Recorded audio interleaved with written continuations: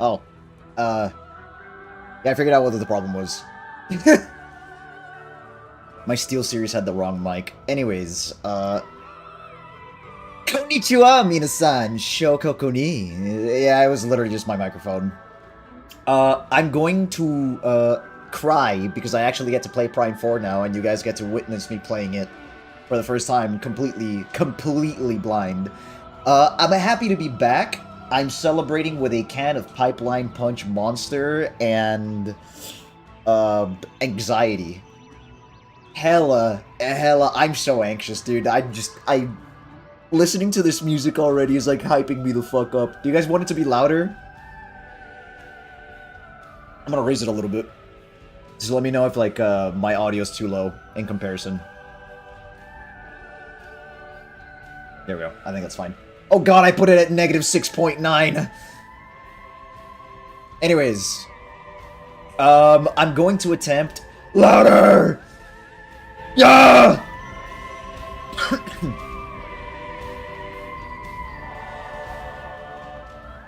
Alright, let me lower it back to where it's, like, reasonable, I think. This might be fine. If we need to adjust it anymore, I'll do so, like, as we go. I'm going to attempt using the Switch 2's mouse controls first, and if I just can't get used to it, then I'll switch back to normal, like, controller. That being said, I made plenty of space. I've got a... This is dope as fuck already. I gotta scoot you guys over here so that I can have chat, like, somewhere I can see perfectly.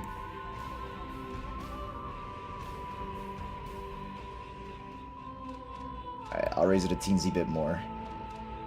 Negative 4.1. Background is trippy as fuck indeed. I'm just enjoying it, dude. Like, I'm just looking at this. This reminds me a lot of, like... So, if you guys remember the menus, Prime 1 had, like, the biological shit, like the cellular level stuff that was, like, really interesting. And then Prime 2 and 3 kind of, sort of, didn't follow the same rules with the titles, with the menus. So this kind of reminds me of 1's a little more than 2 and 3. I think it's cool. The music is interesting. It's very different.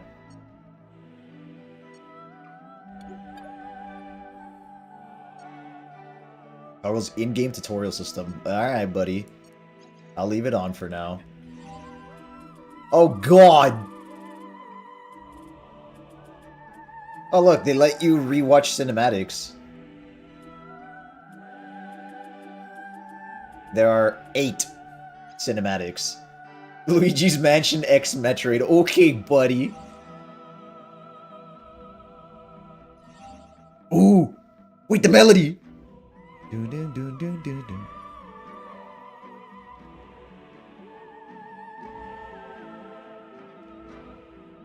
Okay, so hard makes it so that save stations don't restore ammo, I'm sure. I like the fact that the theme is still there. The dum dum dum dum dum dum dum dum. Love that. Speaking of which, 20x9. Oh, multiple facilities.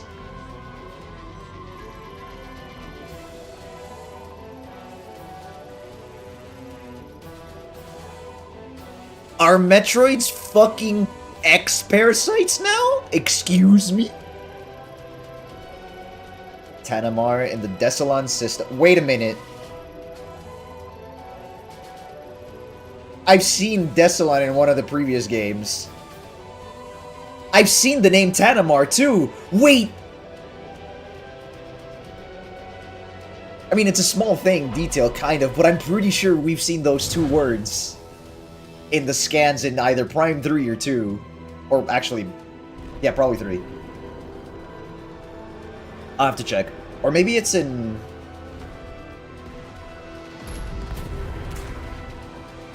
Guys, we have cutscenes.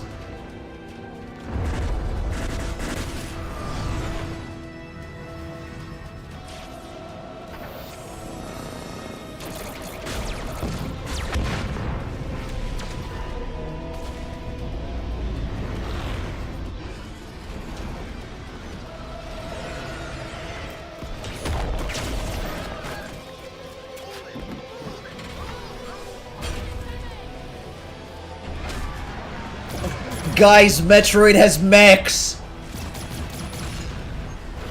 We're Titanfall now! Oh!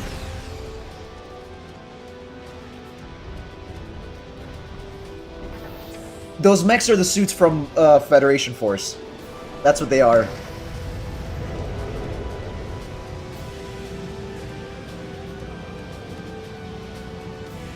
Wait, cutscene transition into gameplay?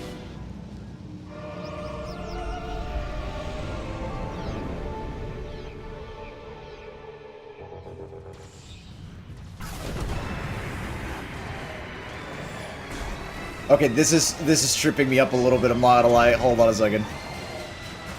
Pause! Okay, there we go.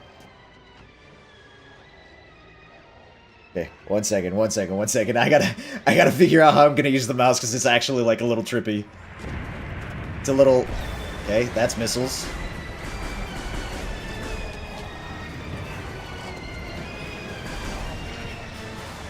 Oh god, it's so trippy. It's weird. It's so weird. The mouse controls is so weird.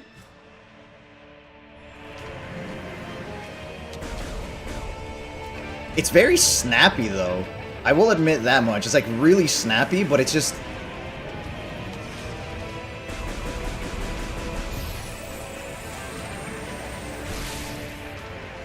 Oh my god. How do I... On. It's very snappy. I do like it. I think I'm gonna go with the traditional, like, dual stick controls just because I don't think I have the appropriate setup for the way that the mouse works. I need a lot more desk space for this.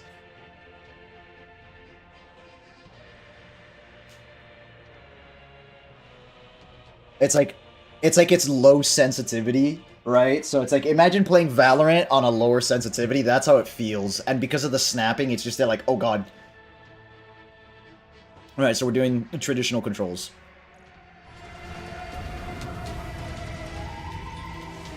Okay, scan visor. Can I switch to the... How do I scan? Let me scan. Okay, jump is okay. Morph ball is the normal button. Cool. Shoot back here. Missile over here. I can use this to shoot too. Oh, I figured it out. Wait. Whoa.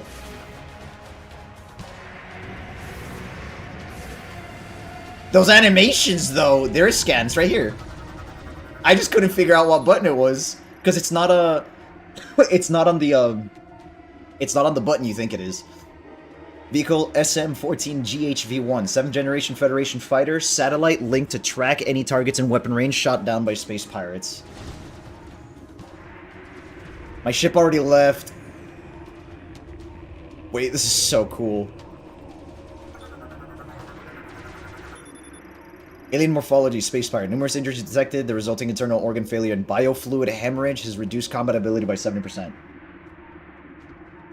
Vitals severely deteriorated. Okay, so I think you guys can see this, but obviously this isn't like the 3D models like in Prime 2 where you can get like turnaround and whatever. But those holographs on the sides, I think those are 3D models that are like rendered with like a wire mesh and shit, so that's actually kind of cool. Hey buddy, you're fucking dead. Bye. Okay, maybe I can adjust the sensitivity. I have one of these amiibo. I'm not scanning it because, no thank you. Dual stick fusion. Standard control scheme using control sticks for both aiming and movement. Mouse fusion mode enabled by default. Okay, yeah, that's fine. This is motion controls for aiming, control sticks for movement. Oh, god. Oh, okay, I can raise the sensitivity. Okay. I was like, it's a little slow for my taste. I see. Revised lock-on free aim was this. While locked onto an enemy allows tilting the stick to automatically snap the cursor to valid sub-targets.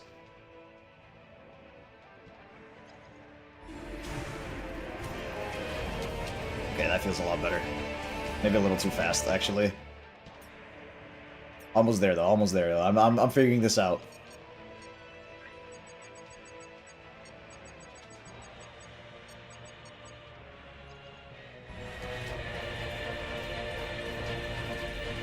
What the fuck is that purple stuff?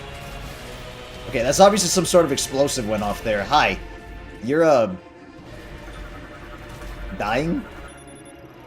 Ruthless, brutal... Oh, okay, so this is the logbook entry. Ruthless, brutal, and bellicose intergalactic marauder. This is one example of the diverse alien life forms that make up the space pirates. Oh! There you go! Oh god, the entries are long.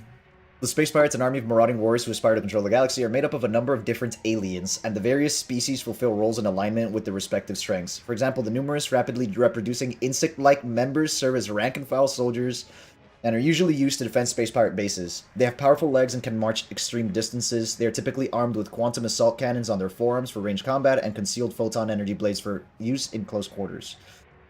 So, I guess that confirms that they're not one species anymore. It's interesting. Oh my god. Oh my god, the logbook.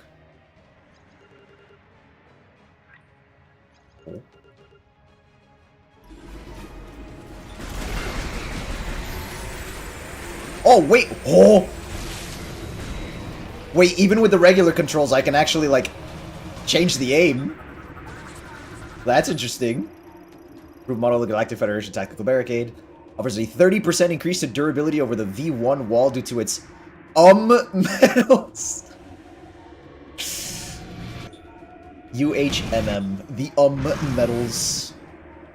This ain't no usual invasion. They're up to something. Why was he southern? Our armor suit has been penetrated in numerous places, no life signs detected. Ooh. That's unfortunate. Federation automated anti-aircraft weapons, radar linked and able to fire up to 14 beam shots at a time. Nice, nice. Stinker. I can't believe it. It's Samus. It's really her. Guy. Logbook. Equipped with a powered armor suit and an NS-4664 assault rifle with a grenade launcher. Wait, they're strapped with nade launchers too? Oh, these aren't the troopers like in Prime 2 that had the arm cannons. These have separate, like, their weapons are not attached to their suit. Thus, with defending peace in the galaxy. The powered armor suit worn on duty serves as body armor and provides several physical enhancements. The latest iteration of the suit includes a small thruster on its back to aid in making steep descents and crossing large gaps. The helmet includes microphones and speakers for short-range two-way communication, enabling local conversations that use the wearer's voice even while the visor is closed. Neat. So, standard military equipment. Hi. This is an ambush. I think these pirates are looking for something. Are the pirates looking for something? What are they after? We've been getting hit from the air. They've got heavy artillery hanging right over our heads. I like how it kind of snaps, so you're not, like, awkwardly in a weird angle. 3 shock resistance reinforced alloy panels and a central sensor. It will unlock if the sensor detects beam exposure and explosive impact. Why is it? Why is it? Okay, the game's actually kind of loud, low-key. Let me adjust it in the music, actually, because I think the game itself isn't that loud. That's not what I'm trying to do. I think that should be fine. We're holding our position, but the artifact is at risk. We need immediate... Well, I like the 3 people outside. Are they looking for something? This dude, the artifact. Uploading coordinates now.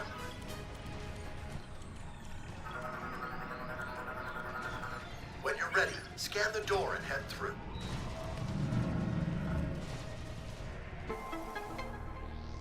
Oh, he gave me the area map. Probably because we're never going to come back to this area. Huh. Ooh. Wait, the map is so high res. UTO Research Center. The fuck is a UTO? Research Lab Zeta, Vehicle Repair Base, Storage Depot, Courtyard, Hangar Access, Observation Deck, Security, Landing Pad.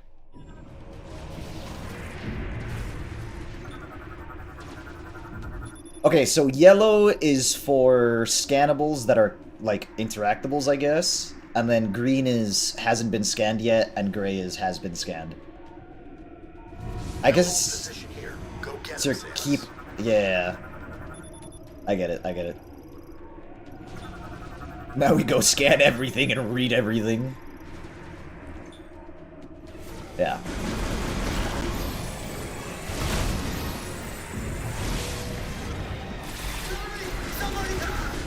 No!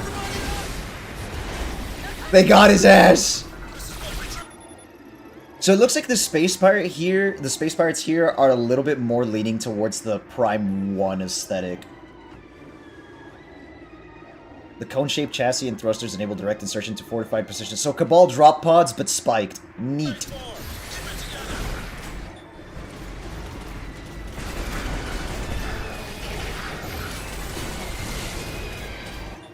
Why am I pressing that?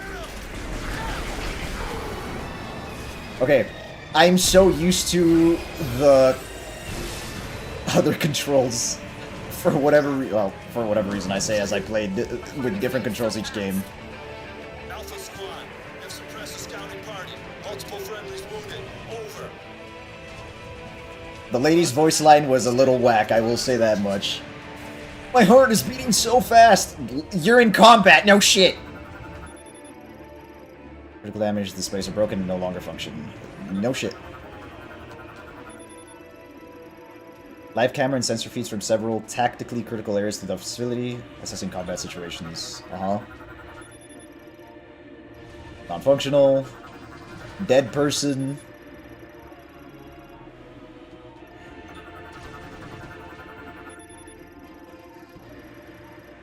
Systems throughout the facilities used to issue orders to Federation troopers. So this is literally just the command room, I guess.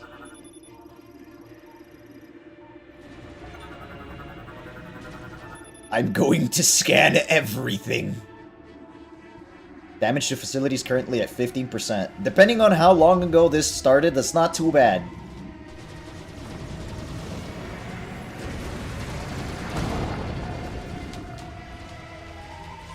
Okay, this is a fucking vibe. As it should be. No, wait, shit, I should have scanned that. That was the second one.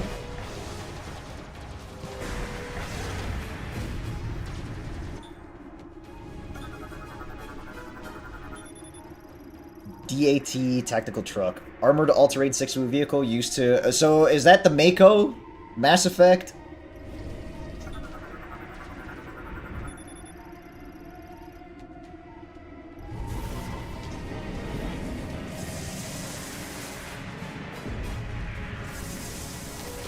Yes! I can still open doors in morph ball form.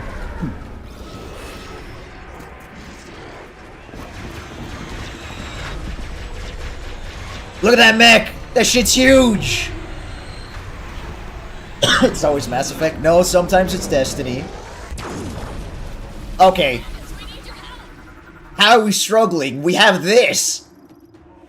Golem mech, MK-99, Mark 99, bipedal manned war mech. Right arm loadout includes a charged particle cannon with a max output equal to a frigate's main battery.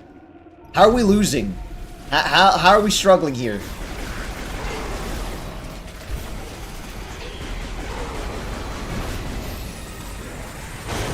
Alright, so I noticed something already.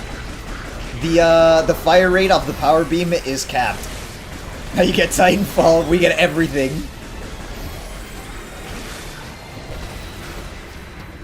What the fuck?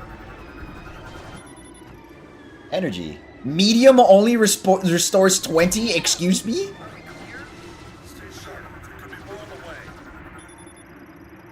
Yeah, so like you can't, so look.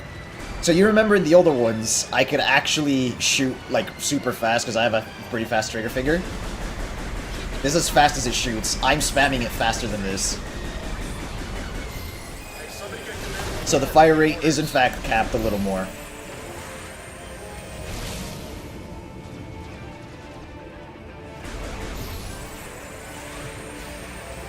Oh, wait, I have double jump from the start. Let's go.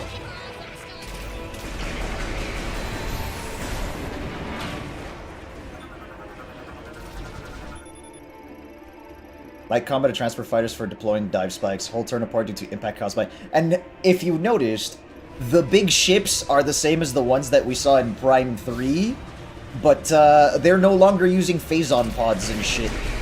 No more phazon pods, ladies and gentlemen. We're good. Plunk. Oh.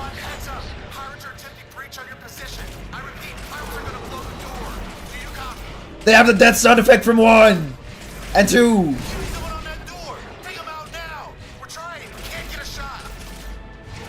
Oh, am I supposed to help? No. It just blows up when I go past it. Oh, maybe not. Can anyone take care of it?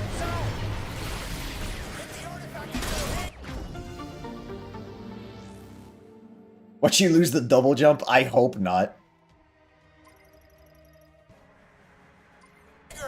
I wonder if I'm gonna lose anything, actually.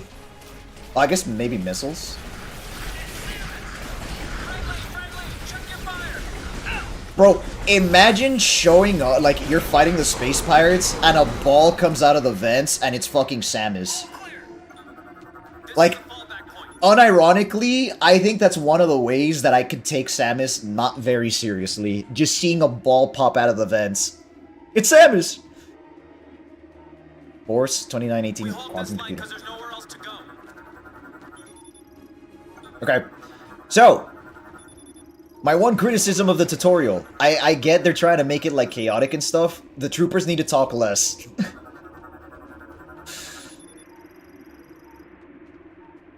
Clearing the debris is impossible to the fire, so we just blow it up. It totally won't cause more damage to the facility. Office Squad is expecting you in the hangar. Yeah, that's great. I'm trying to scan. Give me a second. Planet Tanamar. Analyzing status at the time of the artifact's discovery. So the artifact was discovered on this planet. Artifact detection location marked. Well, this looks like the Treasure Planet map, kind of. Hold on, before I scan that. Don't be the artifact. Behavioral analysis 3D simulations confirm the ring's orbital rotation pattern. Possible iterations are still being calculated. It's like a minute trooper just need to sound less cringe, feels a little forced. Yeah, I also just think it wouldn't be as bad, even if it was a little cringe, if it just wasn't as, like, as much. Use the lock-on ability in the central sensors to reveal the 4 free aim sensor targets. Click.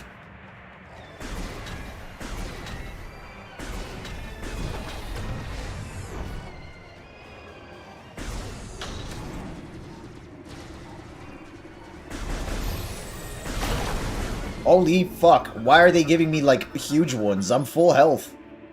Oh, it actually is just called huge. Okay.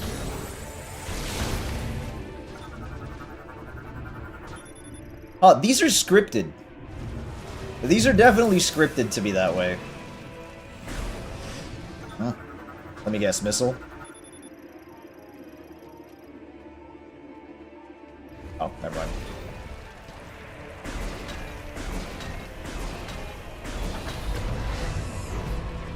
One second. There is one thing I can do to improve that.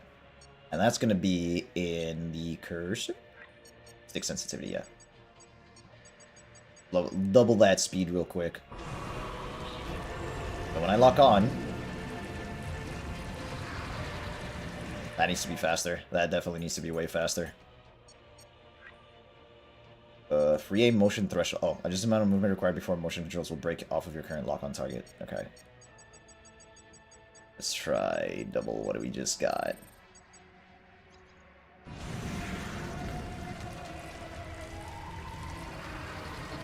It's better, but not enough.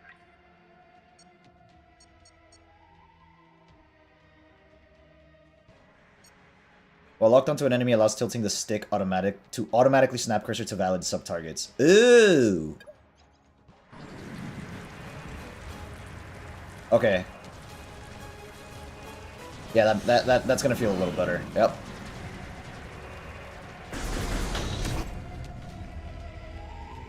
Get that artifact. The artifact's bigger than I thought it was. Careful! I need to secure this thing.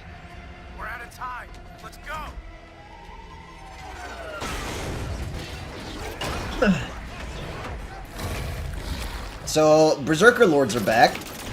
Protect the artifact! Get down!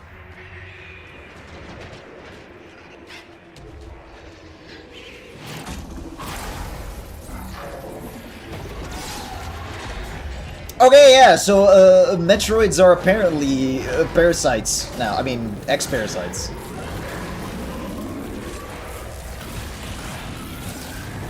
Okay, a little more gross.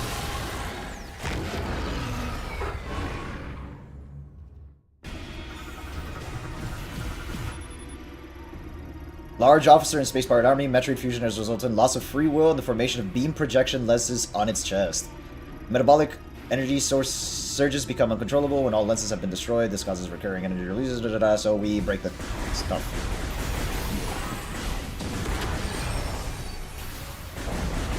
It was a mock Troid, presumably. Mike? Oh, that's weird. Did they change the dodge? Oh, it's double tap. Okay.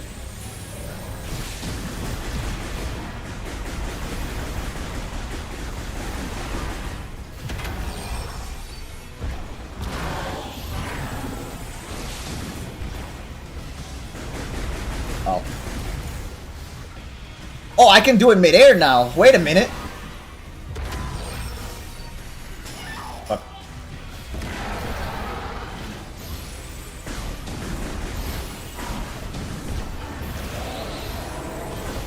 Wait a minute. I have options.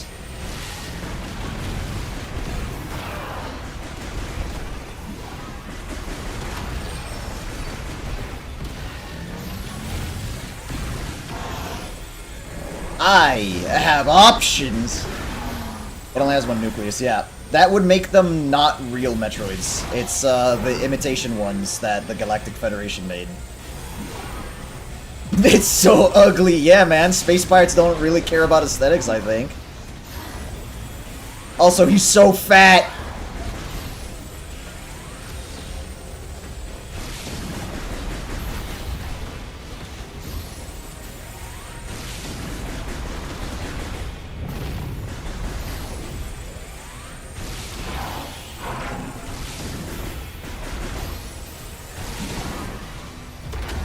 Oh, okay.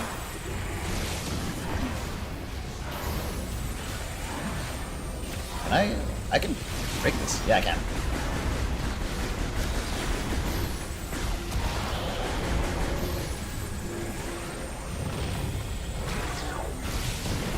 But yeah, they showed, I believe is, oh my god. I believe it was in Federation Force that they showed Psylux getting the mock droid from a Galactic Federation lab.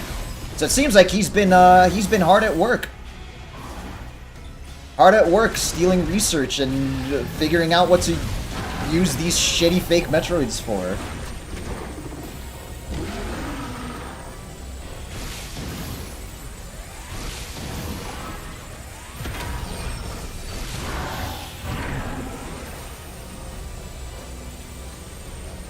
Also, a named space pirate, albeit it's not fucking Ridley.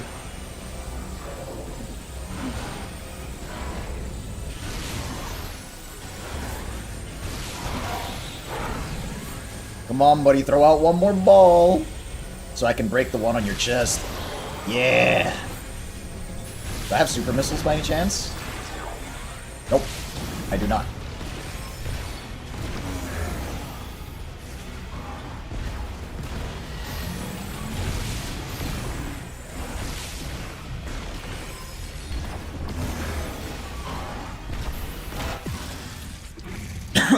Alright, so the dodge works a little differently. It's, it doesn't last as long, it is quick, so it definitely requires a little bit more precise timing. Which is, I think that's a good thing. It means there's more skill expression in actually dodging shit, and there's more control. Also, hi, Silux!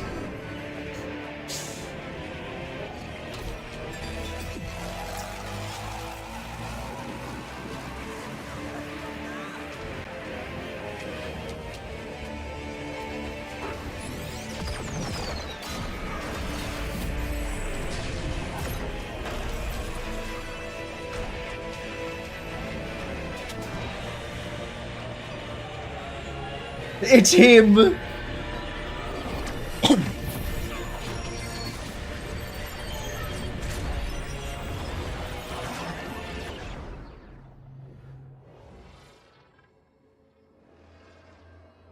Ladies and gentlemen, we've just been warped through time. We are now, in the Metroid equivalent of your name.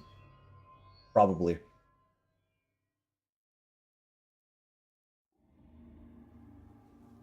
I love Silux getting knocked down by a single charge shot, by the way.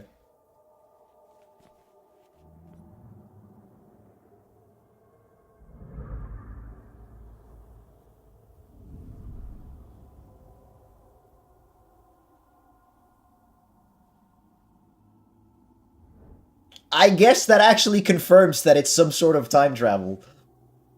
Literally just straight up the Chrono Tower. Ah, okay.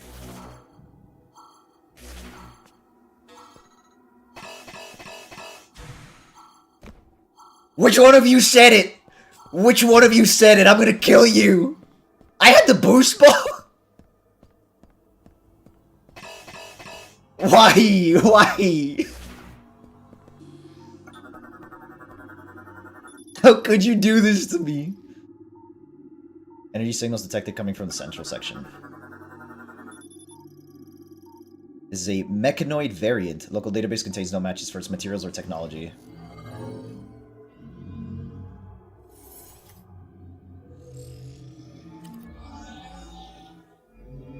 You should have expected the worst. I don't know, dude. Prime 3 didn't take away that many things.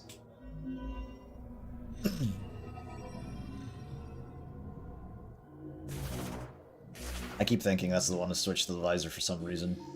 Hello? I don't think he's happy about that. Dude, I love the lights in her suit.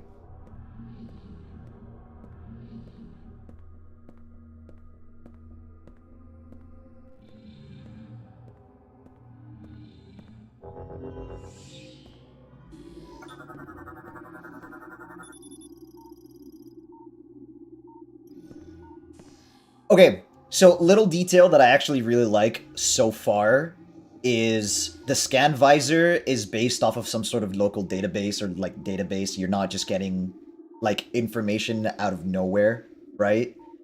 Obviously the scan visor does analysis and shit like that, and when it came to like the ing and stuff like that, I assume she was getting the information off of the Luminoth. So, I mean, there's precedence for stuff. For it being either way, I kind of like that it doesn't just immediately have technology, or like, not technology, it doesn't immediately tell you everything. It's just kind of like, there's a little bit of air of mystery when Samus doesn't know what the fuck is going on. Or...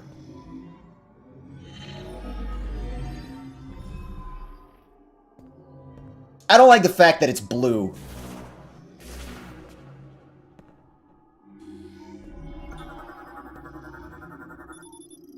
Unknown species composed of an unknown material. Local database contains no matches. I'm pretty sure once we meet them, we're going to start actually being able to scan all this stuff.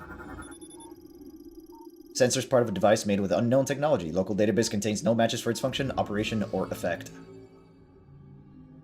I'm scared of blue, because that could imply fucking Phazon, man. If we went... Okay, think about it this way. Think about it this way. If we went back in time... I'm assuming this is back in time and not in the future. If we went back into the past, that means Phazon still exists. That's the problem. Current of unidentified energy runs along its surface. The fact that we don't know anything here could potentially mean that Phazon actually still exists. At the very least, in this timeline. Or time.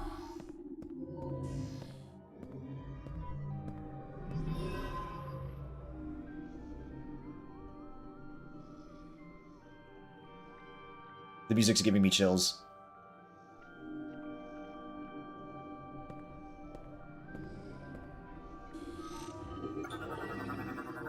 Wait, that was low-key kind of a cool entrance. If you went back or forward. It definitely depends on whether we went back or forward. If we went back in time, Phazon exists where we're at. Possibly. Probably. I wanted to scan. No! Wait, the music's actually kind of giving me a little bit of goosebumps. I'm digging it. How far back? Because if not that far, then we have... Considering the fact that this is, like, unknown technology, an unknown alien race, I can think of two possibilities going on here. Either we went back in time really, really far, to the point where all of this has been completely lost, or we went only a little back in time, but really far away in terms of distance. Like to another galaxy or some shit. Outside of its default configuration. Probably in some sort of resting config, no? Oh, I can scan from... I lost space jump! I'll be in that device. It's gonna keep telling me, we don't know what the fuck this is, but I want to keep scanning. Slot for storing a mechanoid. Dude, why am I mispronouncing shit? Local database contains no matches. What is a hologram? I can't go in.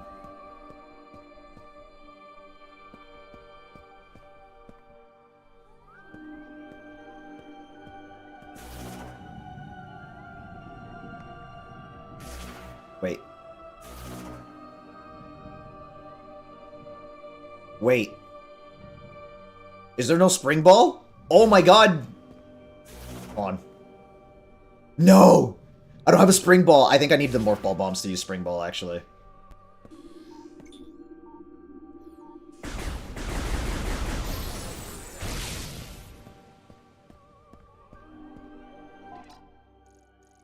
Oh my god, her eyes showed up. Hall of Priests. Central level entrance. Central level entrance? Hall of Priests. Central chamber.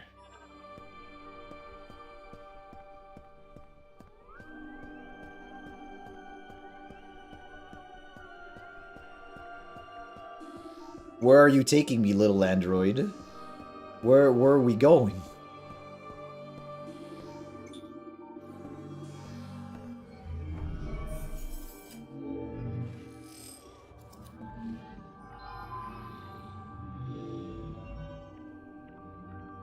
This is so trippy.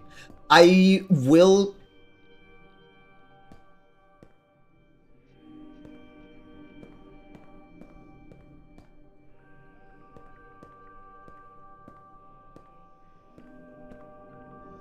I thought they just kept looking at me for a second and I was a little scared.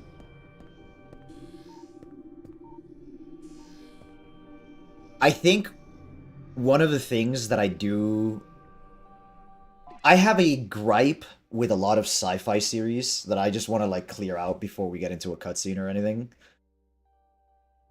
I don't like whenever sci-fi shows an alien race that is supposedly advanced and, like, they're super intelligent and they don't wear clothes. Like, I get it. Not every alien race is probably going to have the same concept of clothing as us, but it feels weird that so much sci-fi has, like, only humans wear clothes. I think that's a little odd.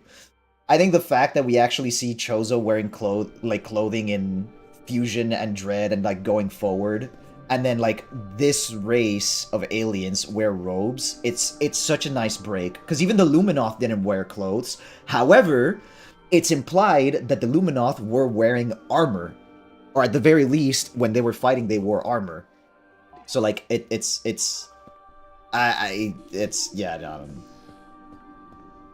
Alright, let's go chill with the little guy. Let's see what he's got for us.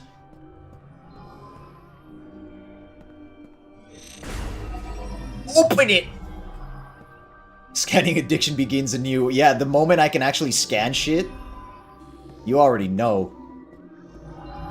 Even now, when I can't scan shit. You gonna teach me how to do that?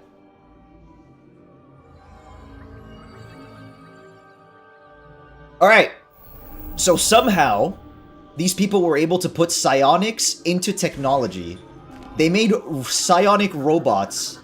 If that ain't the sickest shit, I don't know what is. Stellaris psionic machines when? Trick question, they already exist since the psionic update. Unknown material. By the way, unknown material is insane. Like, you can't even, like, decompose it to its atomic structure. What's going on? My visor, my eyes!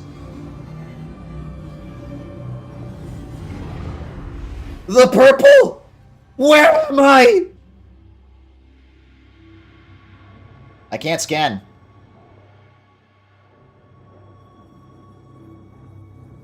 Oh, shit!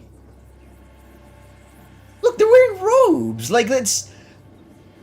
They have 4 arms!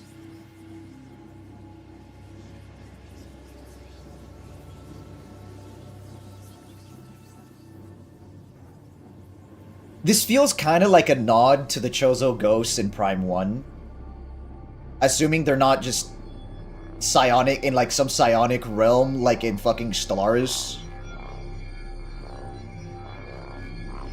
Guys, it's the Space Stone from Infinity War. I mean, Avengers. Or some shit.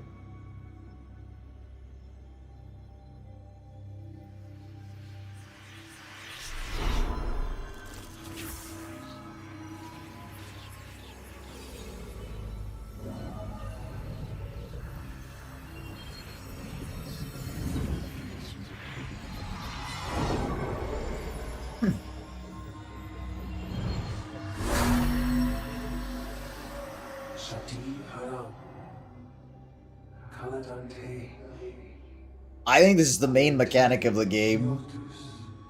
I'm,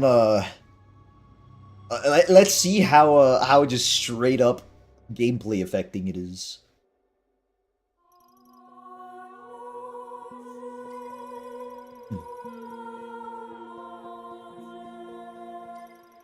Press A to fire Psychic Beam. Switch to the Psychic Visor. The menu and check the inventory for more. Okay, so the Psychic Visor replaces the Scan Visor. Which explains why they changed the color for scanning stuff as well. Umazonite, depicting a Lemorne. Its forehead has a crystal design, subject identified as a priest able to manipulate psychic energy. And now we actually... So, the way that they give us information for the database is Psychic. Umazonite, depicting Lemorne. It will activate the Chosen One. If the Chosen One meets its gaze while standing in the teleporter, its energy has been claimed. So, why is Samus the Chosen One? How do they know about her? Alternate dimension containing the Lemorne Holy Ground, activated via the linked Lemorne statue. Okay, so I think we're not just time traveling, I think we're dimension hopping. I think it's Prime 2 style. Forms objects by bonding or molecule nanomachines floating throughout the environment, operated using psychic energy. I have hand power, look at me point at shit. Or molecule nanomachines bonded by psychic energy. Appears to react to the Guardian commands or Lemorne telepathy. Okay, so Guardians don't use telepathy, but they're still... Psychic energy. Its front and back sides both react, however there are one-way versions as well. Thanks for letting me know. Oh shit! Even the power beam changed, what the fuck?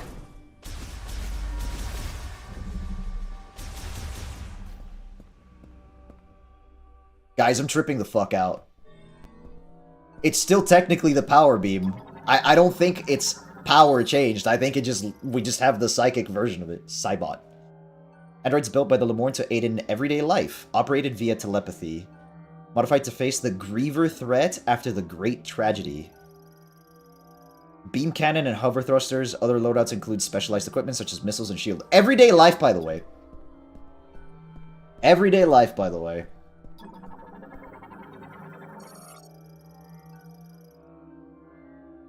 It's because we have the psychic stuff now. Since we have the psychic crystal and we have the psychic visor, I guess we're like connected psychically to the Lemorne and like their knowledge. Androids created by the Lemorne and controlled via telepathy. Currently set to inactive mode, no energy signals detected. Chrono Tower Pinnacle enabled, touch the hologram to activate. Let me check the map real quick. Cryo chamber. Level. Oh shit, there's a... Oh shit! Wait a minute! What do you mean, area?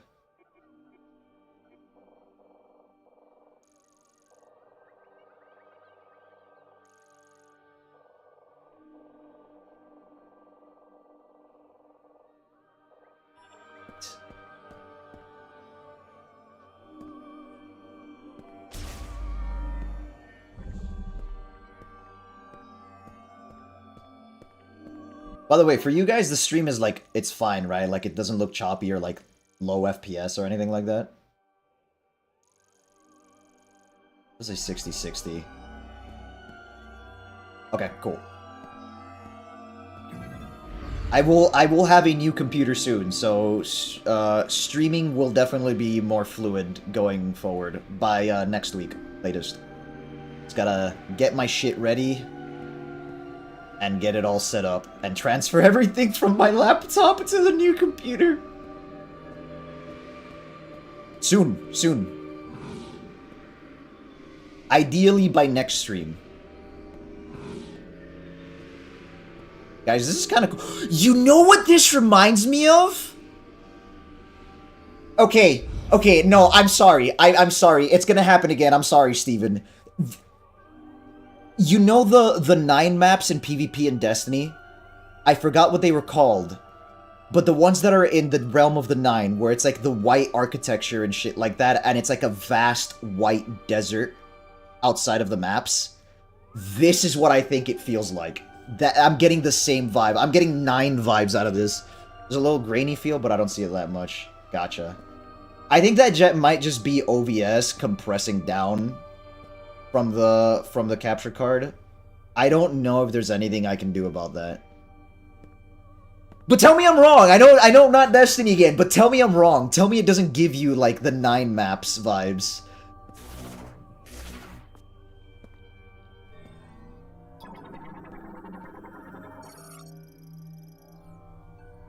Especially like this thing floating there, like, oh my god. I really dig the set pieces so far. Like, I hate it, but you're right. I'm sorry. I'm so sorry. Okay. Cutscene first, then I talk.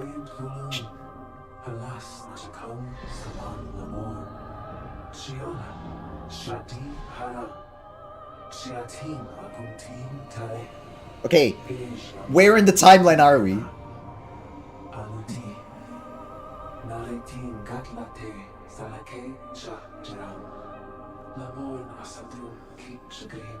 We're in the past. Damn you, witness!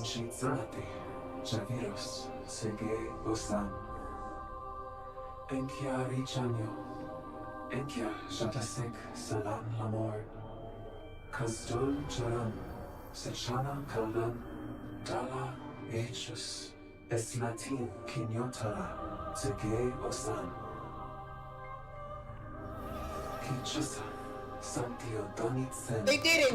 They did it again! Fucking keys!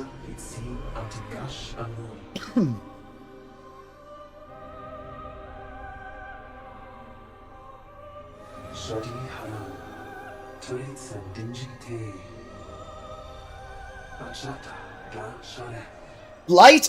Metroid Prime 2? Ether? I mean, I was supposed to say, the Traveler. Okay, so credit where credit is due. Prime 4, so far, the one downside is the GF troopers have cringe dialogue. Everything else has been fucking solid. Everything else has been really fucking solid.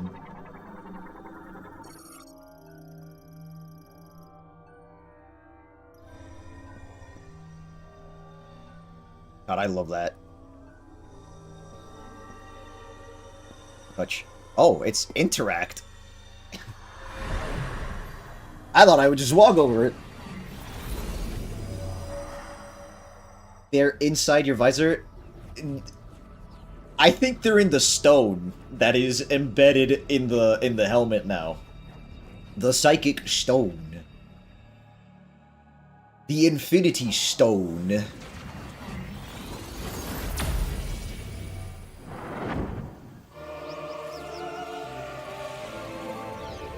Data storage in a rock. They got the best SSDs in rocks. Location of teleporter key confirmed.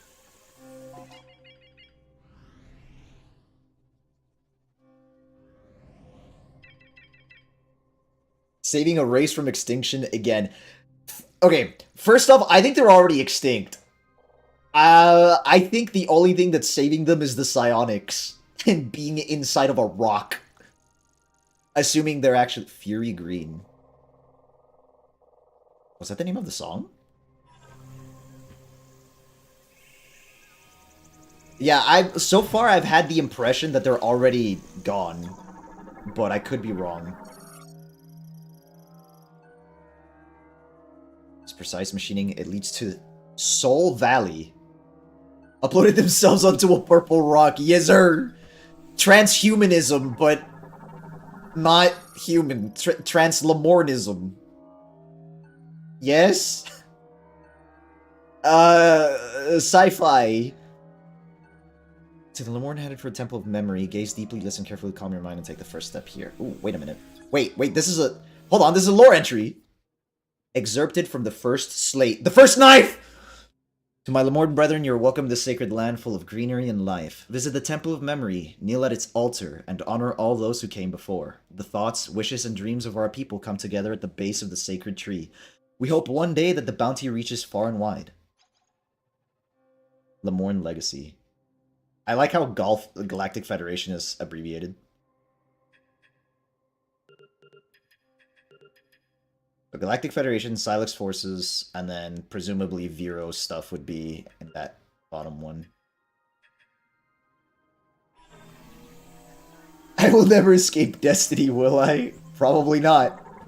Probably not. Lysocask. Thin skin layer of this fruit contains a low viscosity and highly nutritious liquid. A strong impact will break the skin and scatter the pungent contents. I should probably scan the little flying things before I blow something up. Sicklefly. Ooh, they're kind of cool. Dragonfly subspecies with scissor-like jaws and single compound eye. Travels in swarms and feeds on compost, mold, and fungi. They're kind of cute. Sort of. Hot and humid environments, they have large scissor-like jaws and a single compound eye. Their 4 long wings have evolved musculature and make them very capable flyers, and by using winds and air currents, they can remain airborne for long spans of time. They form swarms consisting of several dozen members and move in a group when searching for food, primarily compost, mold, and fungi. Very pure water is essential for larval survival, with spawning grounds most often along freshwater shores. Subsist on aquatic plants as monstering development. So yeah, they're kind of just dragonflies. But they're not predators like dragonflies, which is interesting.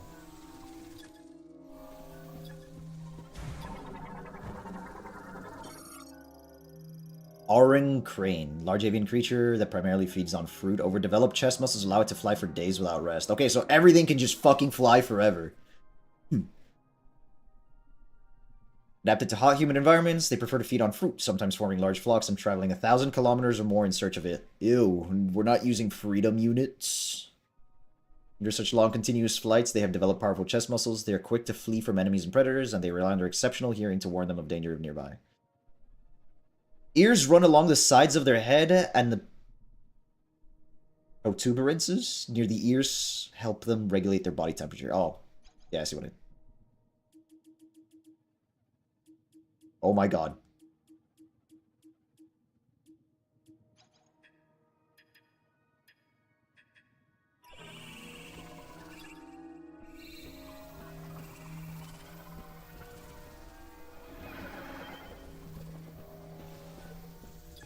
New area. Scan, scan, scan, scan. Red relic ant. Primarily eats leaves from broadleaf trees, using his rear princes to carry them. Forms a line with nestmates when traveling. Alright, I see the complaint that someone had, or that someone brought up, where it's just they're like, ah, yes, it's kind of generic. I get it. I think they could have just left out the ant part, for example, or the crane part from, like, the thingies. You're gonna go with 100%? I'm going to try to, but I'm not gonna go out of my way to do it. Red relic ants are arthropods that are often found in hot, humid regions. They prefer to create underground nests and typically live in groups of several dozen. Their bodies are red-brown in color. They use the large pincers on the back of their torsos to both on the back of their torsos. Carry the bounty back to their nest. They are known to travel great distances, sometimes up to several kilometers, in search of food. In order to find their way home, they will secrete pheromones. Yeah, so basically the same as an actual ant. After collecting leaves and returning to the nest, they will shred the leaves and mix them with yeasted soil, fermented combination, and then consume the highly nutritious result. Or should I say sus? What do you mean, sus? I didn't do anything.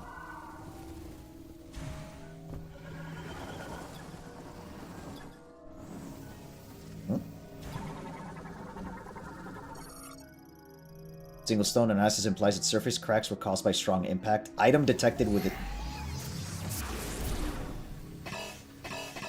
Fuck! Give me back my missiles!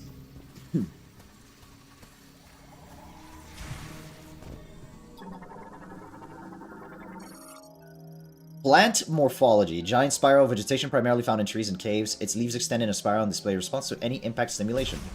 See, this makes sense as a door. Why it's impact. Hi. I know what you are. Brangium of Gaspor. Floats in the air and senses the heat of nearby organisms. If threatened, it will extend thorns, approach, and then explode. Oh, there's more little bugs. Hi! Glister beetles. Could I just call them glisters?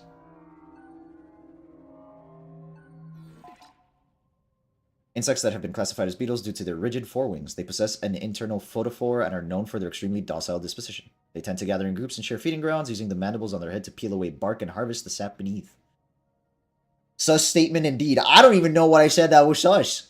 A chemical reaction of photoproteins and enzymes allows them to emit light from the photophore in their abdomen. They use this luminescence as a means of communication within their groups, but when several of them are emitting light at once, it also makes them easy to spot by predators. So stop using it. I get the intent of, like, calling them beetles and ants and stuff. I think they should have just left that second word out. Just call them glisters. And the red relic ants could have just been called, like, redlicks. Shimmer strap. Okay, see, like this. Like, that's fine. Shimmer strap. Is it crustacean? What do you mean, crustacean? Are barnacles crustaceans? How the fuck is this a crab? Someone explain. Parasitically fixed on a single location. Anchored to tree bark, they grow by absorbing nutrients such as amino acids, protein, and sugars from sap. Lacking eyes, they explore their environment by extending a feeler with bioluminescent organ at its tip. What? Able to sense its own light emissions, the feeler will retract into the shell if it senses danger, closing the aperture in the process. Shimmer straps live as long as their host tree remains alive, with some specimens found to be hundreds of years old. How is this a crab? How is this a crab? By the way, the word for that I was looking for the other time, which is like return to crab, it was it's called carcinization, which is apparently the most common evolution route. Like, things evolve into crabs significantly more often than other things. I like the fact that that's a fucking crustacean. Who came up with that?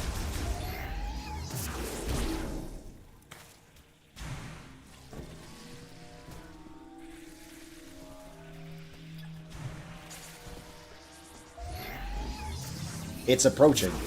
Go away. Is it still the same? It is.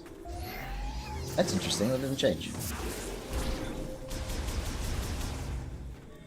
I see why they slowed down the shots, by the way. It's because the power beam just becomes this, like, purple beam, and it's effectively the same thing, so they probably just wanted to fine-tune it.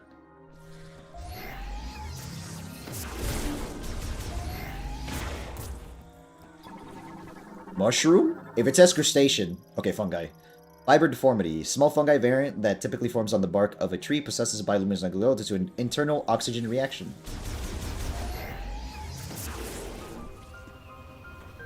Ah, there's the trailer music.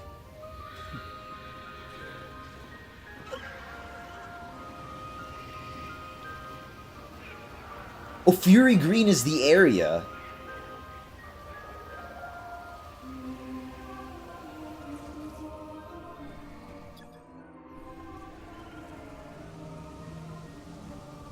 GG, well played. What the fuck? Glottogropper. Come again? That's a reptile. Using wings and powerful legs, they burrow underground to wait for prey that emerge when they detect vibrations. They're like ground alligator mantises. Burrowing beneath the ground and waiting for prey to approach. When they sense the vibrations of prey through the ground, they will swiftly emerge to launch sharp needles from their mouth. Two extremely powerful legs, which they can use to launch themselves into the air, up to 3 times their own height. They can use their small wings to control their mid-air positioning, making it difficult for prey to track their movements. What the fuck? And they explode. Plant. Epixid. Senses an approaching organism, closes its petals, and hardens to protect its ovaries. Now, y'all didn't have to use that word. I'm just saying. I don't have missiles! Fuck, I keep trying to just missile them. I keep wanting to. I'm not trying. I tried once. But, like, I have to...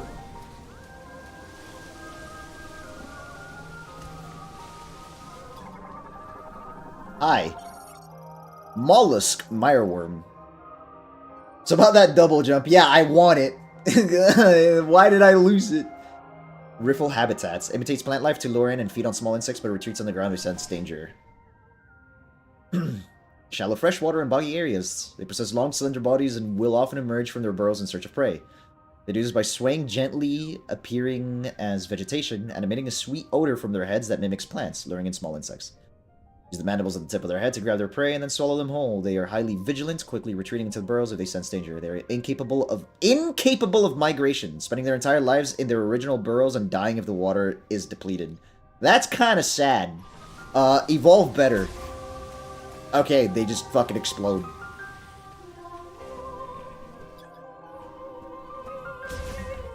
Wait, can I shoot them when they're open? I can. I feel kind of bad destroying the fauna that's not doing anything to me, but, hi. Root Spur. This looks like a root from Remnant, actually. Tuberous root plant variant with an autonomic nervous system. I don't know why I'm having trouble reading.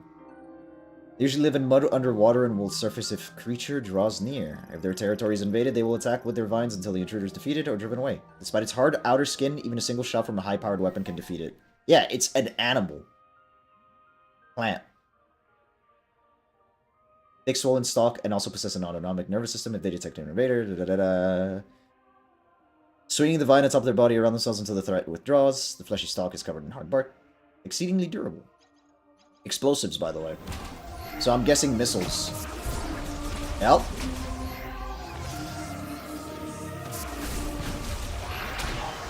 Bitch.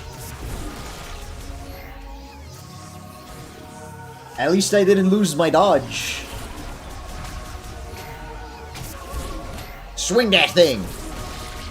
And then die. Oh, this is small and I didn't scan it. No, this is large. I wish they would maintain a color scheme for these. It should be purple, red... Wait, I think they did keep a color scheme and I'm just stupid. What the fuck? What the fuck?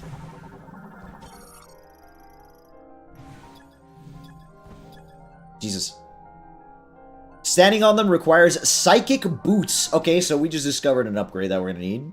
Ethereal formations compress psychic energy.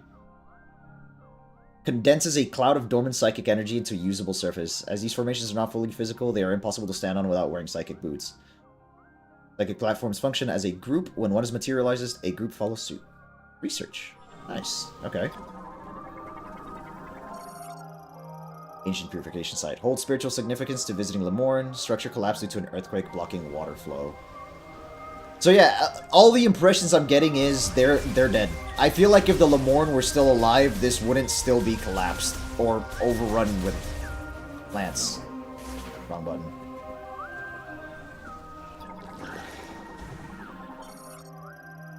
that's where the gas spore is from. Or, that's what the gas spore is. And it's a fungus! Pure Stracum is extremely hard and cannot be destroyed with a standard beam, but it will open up to release homing spores, with where we can just fucking explode it. On humid jungles, type of mushroom. Or on surfaces like tree trunks or rock cliffs.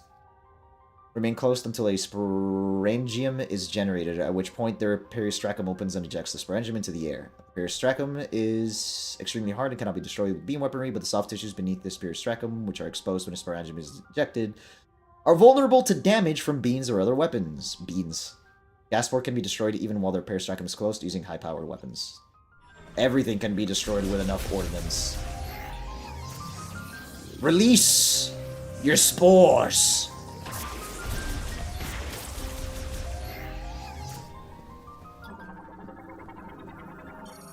This is why I say I'm not going to go out of my way to do 100%, at least on this run specifically, is there's a very big chance that I'm going to miss some of the lore entries. From the third slate, to my Lemorn brethren, you are welcome within this sacred space, though you must first cleanse yourself. Collect the holy water from this spring, rain it down upon your head with both hands, and become purified. May the sacred tree always be with you. Kind of reminds me of the ablution. Like, maybe I missed this one. It's possible.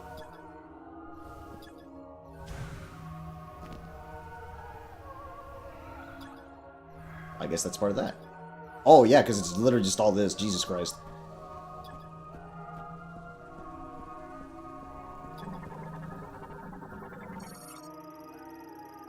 I believe unless you were blind. Hey, we all know that I miss shit that's right in front of me. Let's be honest, it's probably gonna happen. Similar statues. A receptacle for your psychic mote is built into its forehead.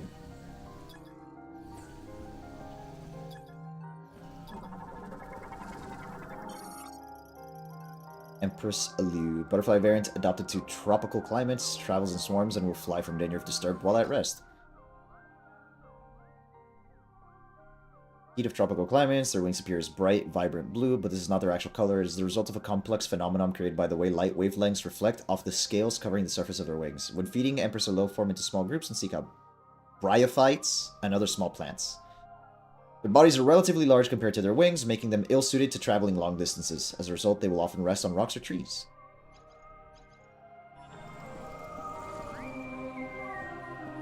Door.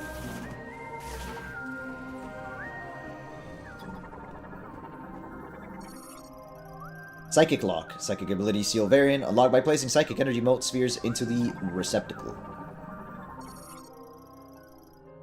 Spherical coalescence of psychic energy that acts as a key. And obviously, I don't know how to pull this yet.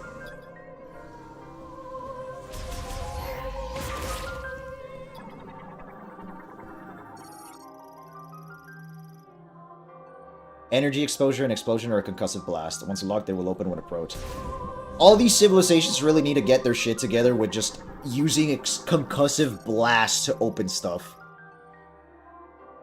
Sonic waves from overhead to detect and map the positions of valuables in the area. An electric shock will activate it. The machine era to find precious resources. Once deployed to an assigned area, they perform scans using ultrasonic wave reflection. The data is then fed to its linked map, displaying the locations of mineral deposits and other valuables. Most scout bots were left to weather the environment and due to natural degradation may no longer function. Plonk. I can't plonk it. Electric shock. Fuck! Obviously we don't have it.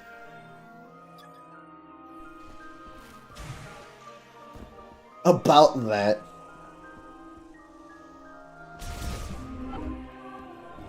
Oh, what are you? It's fucking spinning! That's a plant. Okay, so there's a lot of just plant stuff. Open a shell, angle itself toward target, and large thorns. 6 legs. Huh. I wonder, does the definition of plant require it to have no locomotion? Damage them. These sturdy shells are heavy, impairing the bristlewort's ability to move. As a result, they tend to attack from a distance, only opening the shell when prey is detected. Once the shells open, bristlewort quickly rotate, launching the sharp thorns in all directions, before closing to generate new thorns. Thanks to the mineral composition of the thorns, bristlewort can regenerate them indefinitely using photosynthesis. Ow. Staying at a distance also helps them protect their internal organs, which are exposed and vulnerable even to beam attacks while the shell's open. And of course, I don't have missiles.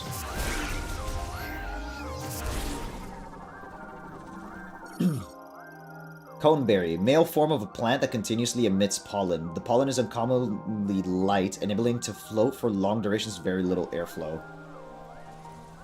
Oh god, hay fever must suck on this planet. Jesus.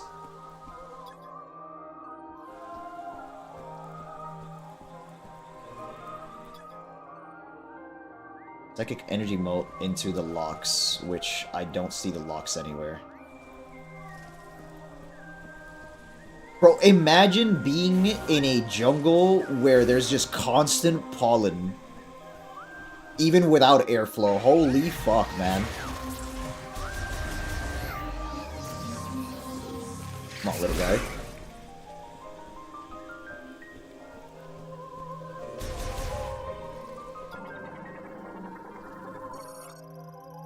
Opens automatically upon receiving psychic energy. Open. Link to the gate.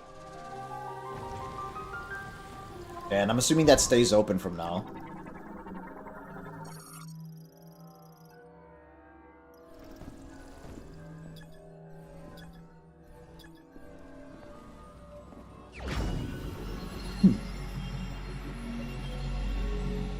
The theme of Metroid Prime 4 is purple. You would think Prime 2 was purple, but it wasn't.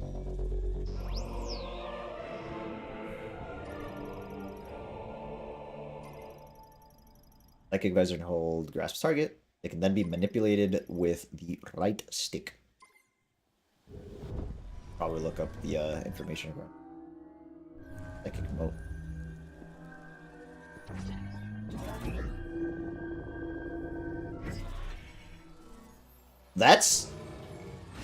I'm surprised. I thought it was gonna be a little bit more complicated than that. I was under the impression that... Ooh.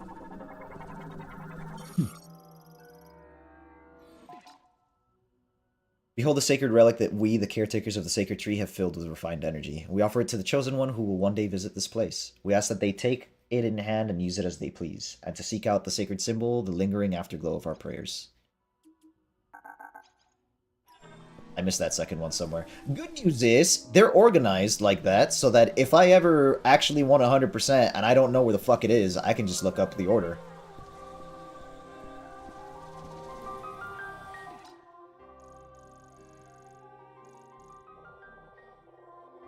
That's where we're supposed to go, yes.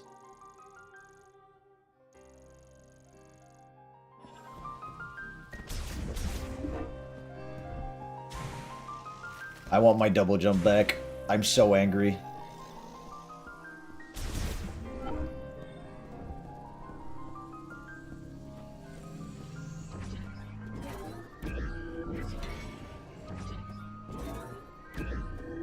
Give me the purple orbs. I must absorb them. What the fuck? Excuse me. What are you?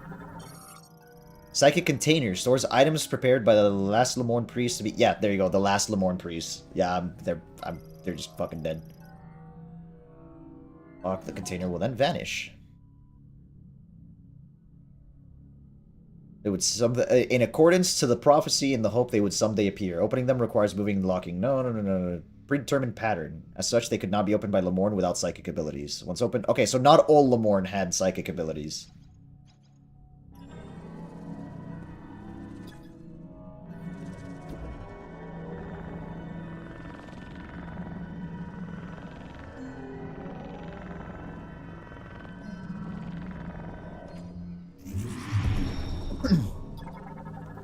Give it to me. The tank of energy. We have health.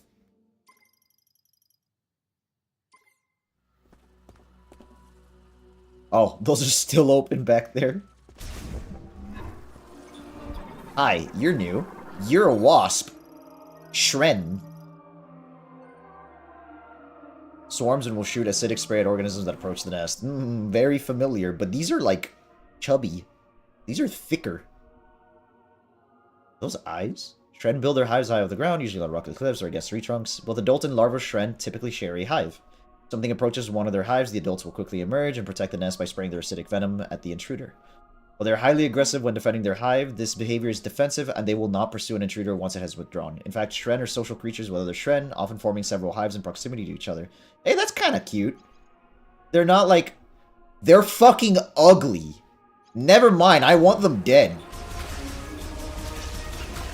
And let me guess, I can't break the hive because you need missiles. Yep.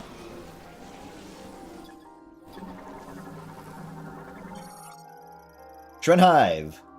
Hive opening formed from a mixture of chewed up plants and ore mixed with Shren saliva. It's extremely vulnerable to explosive force. Who would have guessed? These ugly things that are the wasp, the war wasp equivalent. Wait a minute. In Prime 1, they were just called war wasps, huh?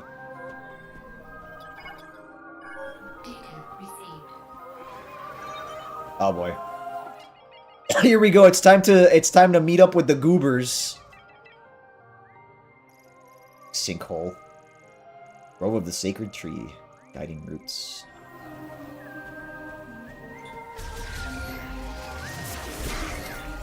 Time to do the Avatar thing and destroy all the natives.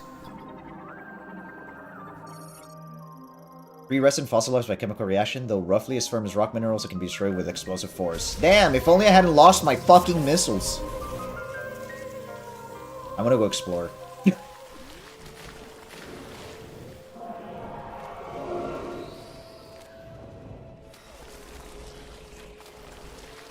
Well, that's a shift in tone. What the f... I seem to have made a mistake.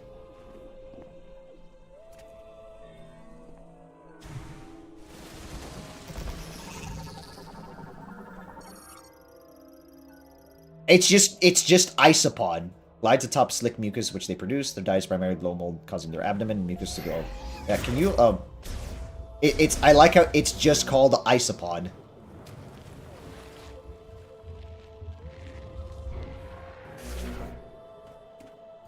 Brother, you guys could have made a better name for that one. Mistakes were always made.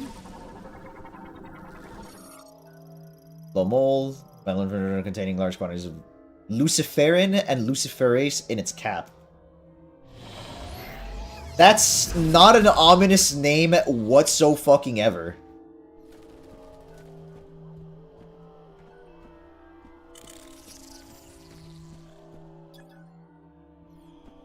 That is not an ominous name at all. I don't like that. Oh. I have a bad feeling. That's not the bad feeling I was having. The little guy's dead.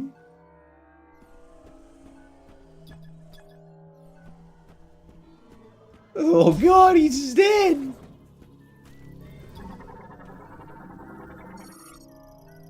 Composed of hardened mud and clay, the nest is fragile enough that a single powerful blow would shatter it.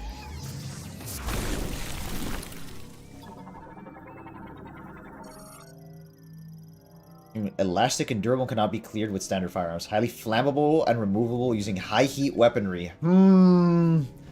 I see what you're teasing. I guarantee you it's not gonna be the plasma beam, it's gonna be something else. It's gonna be some sort of like heat missile or some shit. Oh, what the fuck? Burn root variant, lateral root and root hair tips with extremely sharp edges. They can be cleared using standard firearms. Say less. That looks like a... Why is it impaled? I should kill him. He seems to be suffering. I don't... He was just chilling. The little guy was just vibing and then he got fucking impaled. He didn't do anything. I feel like we're going straight to a boss. Oh, I went the right way by accident. You're alone on a planet with no hope of survival. But you're also not sitting next to Phil anymore in that cubicle, so... Win? Oh. Okay.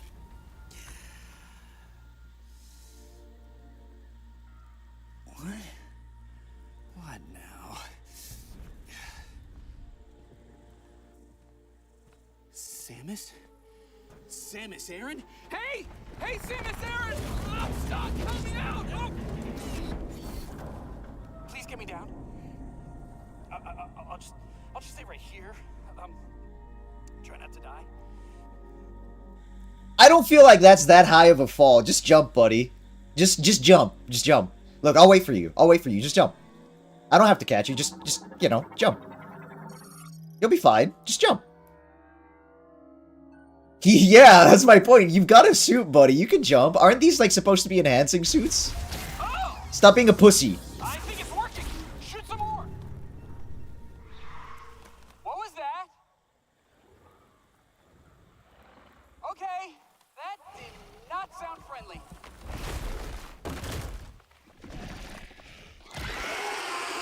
Okay, I got it. You have a gun. Okay.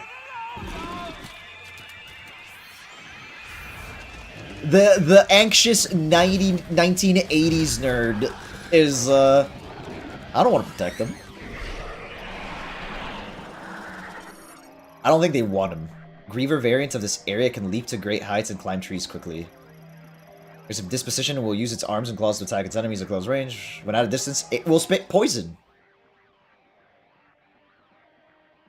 Ferocious predators found throughout Viros, which is adapted to densely wooded environments. What the fuck is this guy doing? She just walked in casually, is just fucking staring at him. I'm glad she doesn't seem to be, like, humoring him at the very least. They often hunt in packs and are known to attack other creatures indiscriminately. Once one pack member strikes, the others will quickly join the fray, either by leaping up close to slash with sharp claws on the two pairs of arms, or by spitting a viscous mass of venom from a distance. Their skin is thin and unarmored, making their bodies vulnerable to standard beam weaponry and light enough that the shock of a direct hit from an explosive weapon is enough to push them away. Oh my god, he's fast! What the fuck? Oh, there's one behind.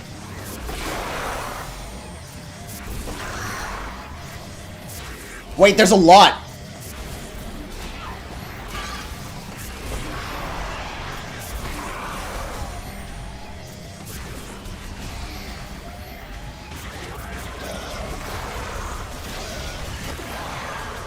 Motherfucker! Oh no, there's too many of them.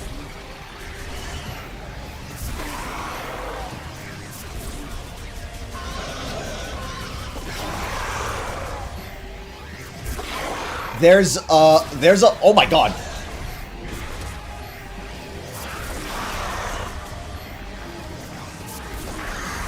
Okay, so tracking weapon, definitely better against these guys. They dodge.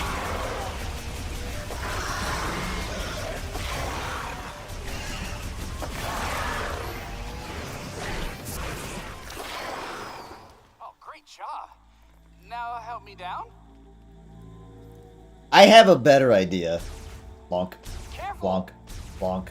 Plonk. Plonk. Plonk. Plonk. Plonk. Plonk. Ouch.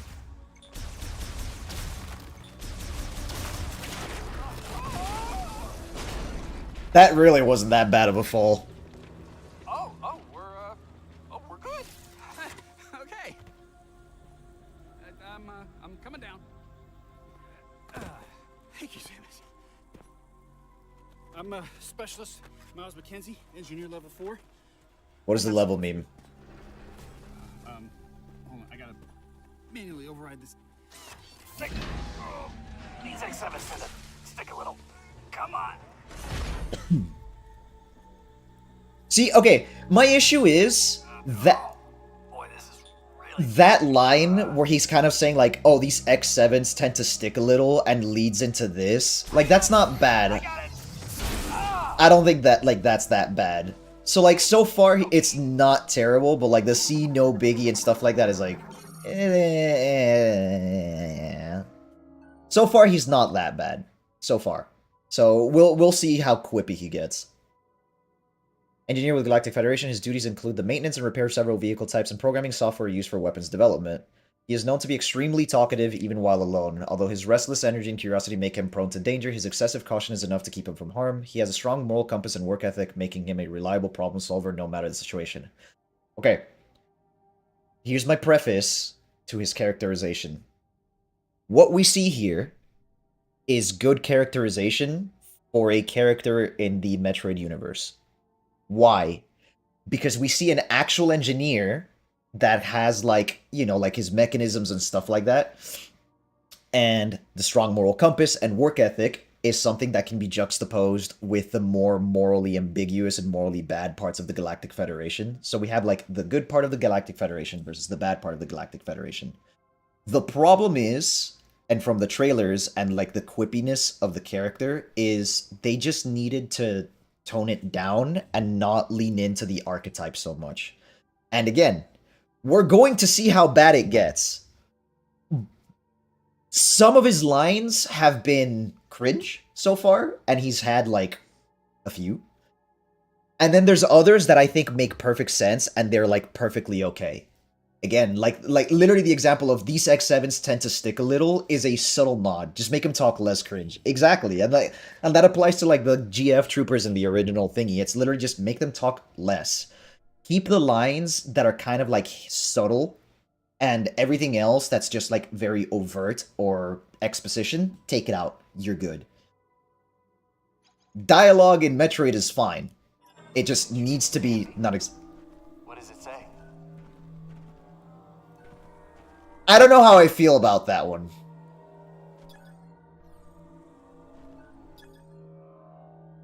I don't know how to feel about that line, because, like, it reminds me of... And I'm going to talk a lot. I really am going to talk a lot, and that's going to be, like, time-consuming for the streams or whatever, but, like... I don't dislike that, of him going, did you just scan me? What does it say? It reminds me of Halo, especially, I think it was Reach, where Rookie, like, if you just stare at a character for a while, there'd be, like, your file mentioned this, right? As if, like, it's implied that, not Rookie, Noble 6, just stares at people for extended periods of time. So, yeah, I don't dislike the direction that they're going with Mackenzie. I'll say that much so far. I don't dislike the direction or his concept. I'm just hoping he's not too cringe, but I'm gonna make fun of him if he is. And he has been, so. You know, literally could have just jumped down.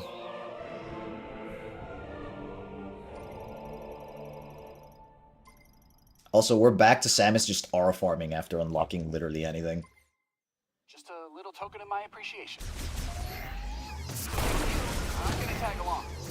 It's not okay with me. Go find somewhere safe. Where to? It might be a good idea to check the map and get our bearings. 3 lines back to back. That. There we go. That's an issue. And especially that where he's just like, so where to? You might want to check your map. Don't do that. Never. Don't do that. Can you follow me if I come up here? He's just kind of... But he can't jump down from where he was? Cap! They should have put this thing, artificial fusion of flora and fauna made using Lemorn biotech. Extremely fast cellular metabolism allows full regeneration even if reduced to a pulp. Interesting. Please shoot that thing. It won't stop moving. Careful!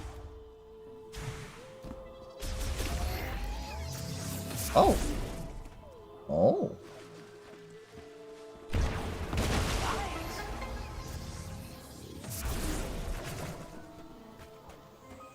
Big Cap. What they should have done is put it over a pit. Either put it over a pit or put it much higher where it's actually a problem.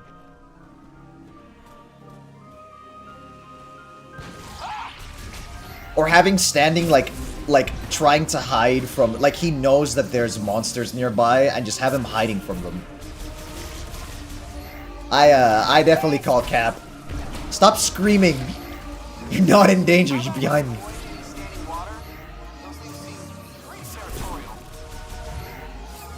Yeah, just that's unnecessary. Like just have it in the places where it needs to be. Every now and then, moving the PK Stone lever using the Psychic Glove will disable the lock. Yeah, no shit. See a lock. Wait, something's happening.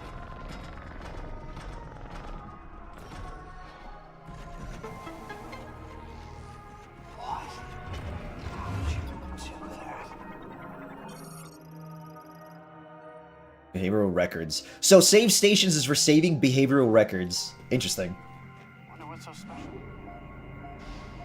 Ooh.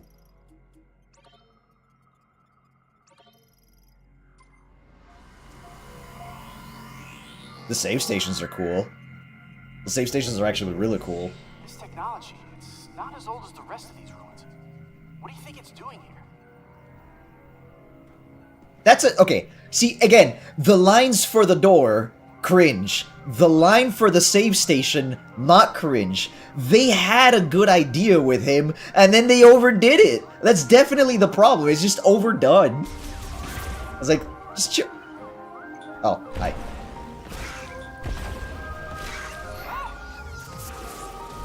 Everything in this jungle is trying to kill us. No? There's tiny little bugs that aren't trying to kill you, buddy. And the cranes. Don't forget the cranes. Massive tree. Actually, that line is fine. Thousands of years old. I didn't even notice that. Can I scan it? The sacred tree. It's... Fuck, what was her name? Avatar. Awa! Absorbed and stuff massive amounts of psychic energy. Oh! It's a psychic tree! Fucking actually Awa. Alright.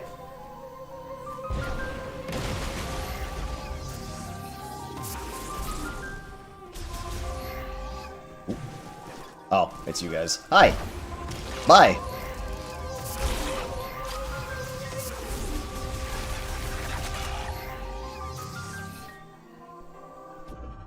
Oh. Oh. Wait, I should... Oh. Sure, you're already a cat, you just need to be blue. What do you mean by... You're in Pandora... Oh. Oh, that's right, because the Navi are like cat-like. Yeah. We're in Pandora. What is the line he says? Something, it's like, oh, if you're not, like, pulling your weight, it will shit you out. Ah, whatever. I haven't watched the first movie for so long. Anyways, we're the fire people that want to kill their own people. Lol, what? Yeah, it was literally, in the first movie, it was like, you're in Pandora. It's like, the gravity is like half of Earth or some shit like that. So it's like, oh, if you're not doing your due diligence, it will literally just, like, basically destroy you because you're like way lighter.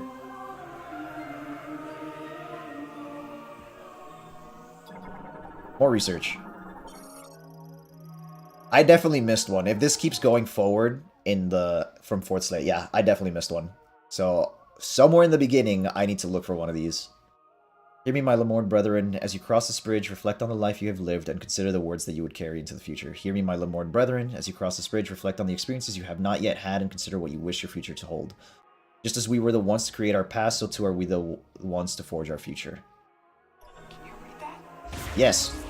Yes, I can. Does that say anything about this place? Like, I don't mind those lines. Like, can you read that? Does it say anything about this place? Like, that, those are harmless lines that I think are fine, right? And... where's the beginning area? Icon Cave. To the right. Okay. Let's go back real quick. I'm gonna go find that thing that I missed. And I bet you he's gonna complain about backtracking. Maybe.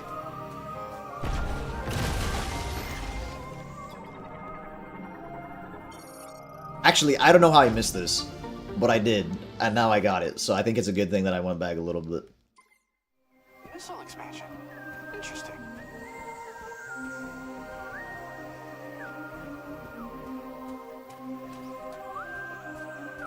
Like, there's definitely...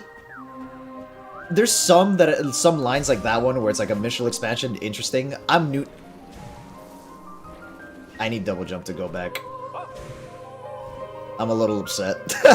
Fuck!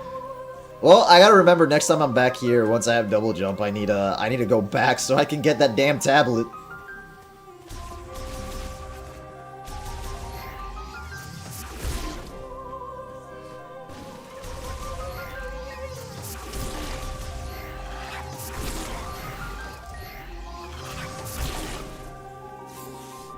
The dodge feels so good. They really don't want anyone in here.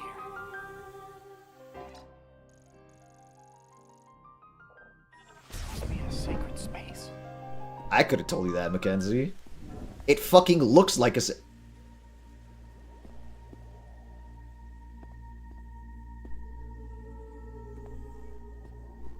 Okay, he teleports in. Okay. I'm glad that they do it off your screen when you're not looking at it. Like this.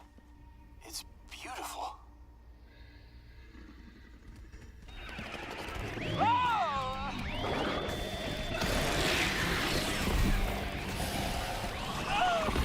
I'm just gonna stay out of your way. You let me know when it's clear.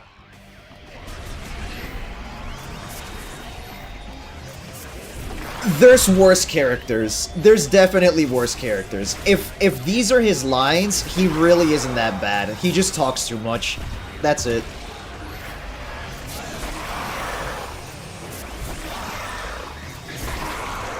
They're targeting him. Moving up. Moving up is fine. Yes, yes. I'm going to judge you very harshly, Mackenzie, because you're the one that everybody's cringing about. Hey, you don't need to yell. They're coming over the side, you say. Right off the bridge. Buddy, I don't need you to tell me how to use my weapons, alright? Take your damage. You're eating that damage for that comment. You deserve it.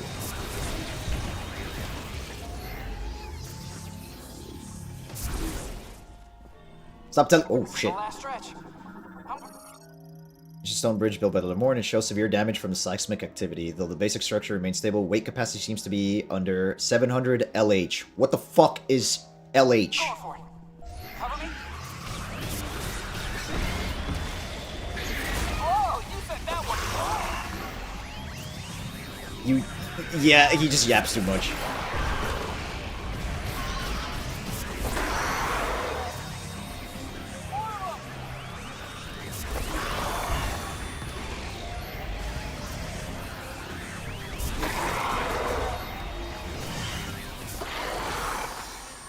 That was a close one. I wasn't sure we were gonna make it. Thank you, Samus. I can see the door, Samus. I'm good. I'm okay. I think he just doesn't know how to land. I think he's just scared of, like, getting hurt when he jumps off of stuff. Because they're not that high, but he's just... I think he's just a pussy. I think he's actually just a straight-up pussy. What is this place? Yeah, sockets for 2 motes. Alright, I'll take those motes in a second. Let me scan this, please. Are from blue tinge... What the fuck is Sublant? An explosive shock will shatter its material. I guess Sublant is the material that we can blow up here. That one's sealed up tight, huh?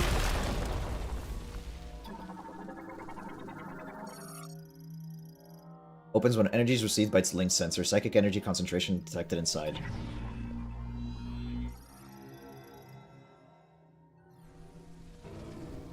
Oh.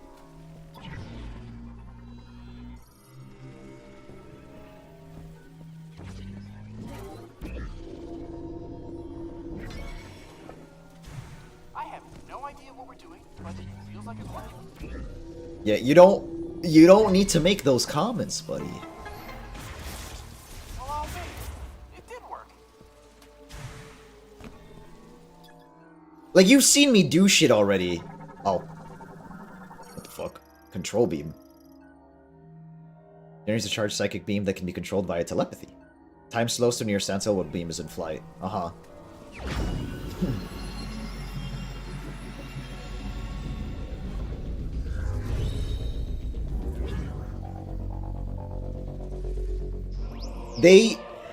I will say this, the devs really wanted to, like, just use the camera as much as possible. Like, they are doing shit with angles. Shots launched while using the Psychic Visor can now be controlled. Switch to the Psychic Visor, press and hold A to charge, then release to launch maneuverable control beam shot. So I can fire in the scan visor now. You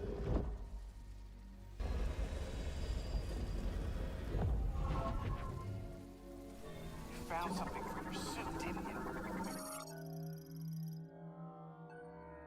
Aperture containing a switch linked to Psychic Lock.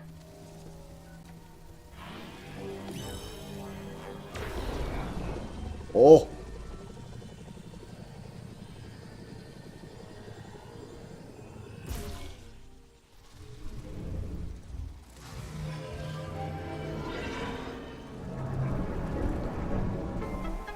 So, is this gonna be the equivalent of, like, the Seeker missile? Opened all by itself. Bro, you did... Can he not see the shots? Is the implication here that he can't see me charging the beam and aiming it up?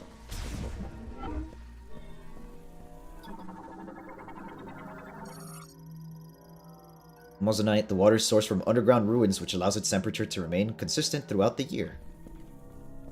So they have a underground fridge. No way.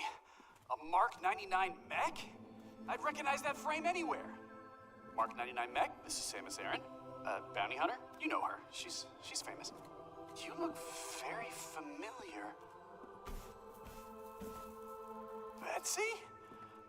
What are you doing here? That's I unnecessary. worked on her back at base. I'll take a few scans. Maybe we can come back here and get her. Poor baby. She's torn apart. If we can find the missing pieces. Galactic Federation Heavyweight Class Golem Mech, a bipedal manned Mark 99 war mech primarily. Again, off of that cutscene alone, pretty much like, it was like 70% of the lines were okay, they were fine, and then there were like unnecessary ones that just make it too much. Less is more, Retro. You can do more when you do a little less. I bet we could get her up and running again. And his delivery isn't bad for most of his lines either. Soul into that mech. Poor Betsy. Less is more.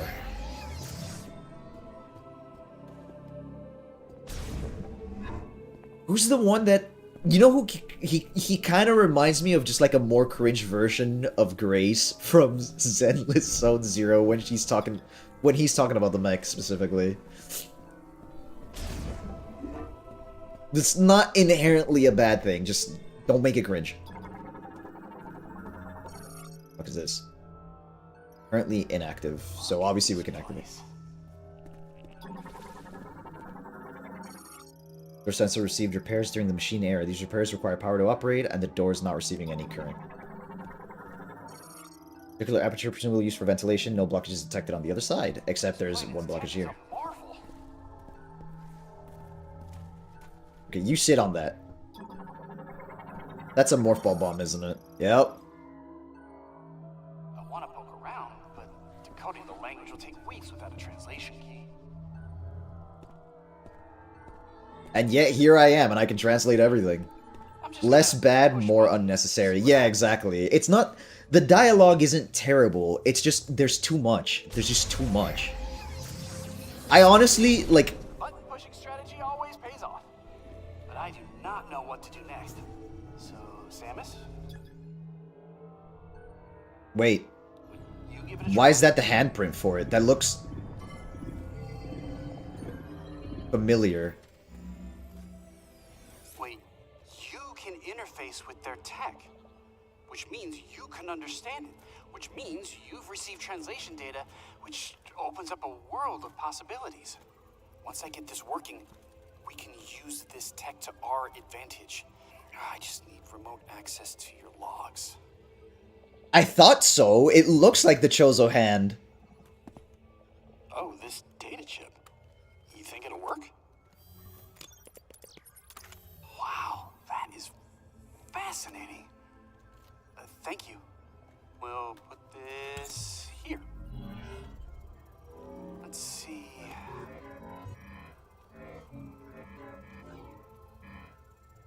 This should do the trick.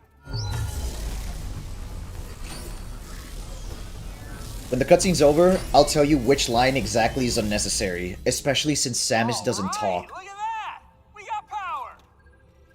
Well, one door is still locked, the other one is malfunctioning. Hey, but it's progress! Okay, all this is gonna take a while to figure out, so I'm gonna stay here if you wanna scout ahead. It's about to get real nerdy in here. That one's unnecessary. For example, that last one is unnecessary. Like, when he's talking to Samus, especially since Samus doesn't respond with words, you don't need to do the exposition of, oh, this data chip, you think it'll work? Just be like, oh, you know, like, you don't have... Samus isn't going to respond, right? If Samus isn't going to respond, don't ask questions. Because then it sounds awkward because Samus is silent. Right? And that just... less bad, more unnecessary. It's an issue when... It's something that I've noticed, and again, I'm not a professional writer, obviously, but I can tell you, like... Because I do writing as a hobby, and I like writing, and I like reading, and I like storytelling and all that shit. And when it comes to dialogue, there's a very fine balance, even in stuff that there's a lot of dialogue in, of over-explaining everything. Malfunction on the beam sensor on this side. Okay, so, easy peasy, we just... It's literally just... You have to use your tools sparingly. Overusing any tool is going to make it annoying. That's one way to fix it.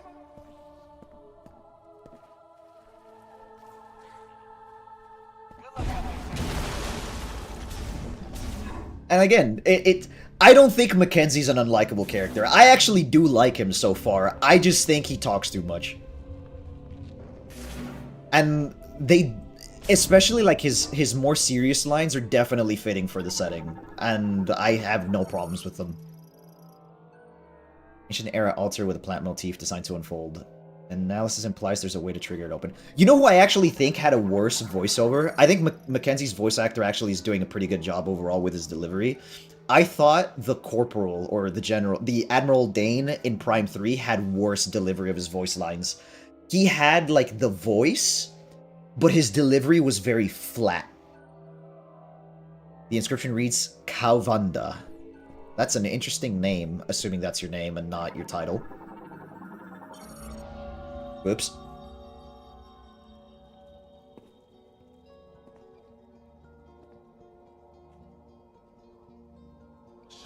We're using acoustic guitars?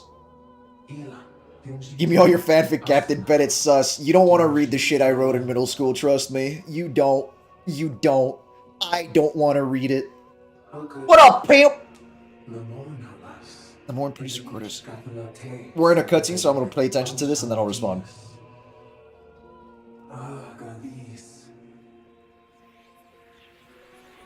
I really like the architecture, actually. The tree is AWOD!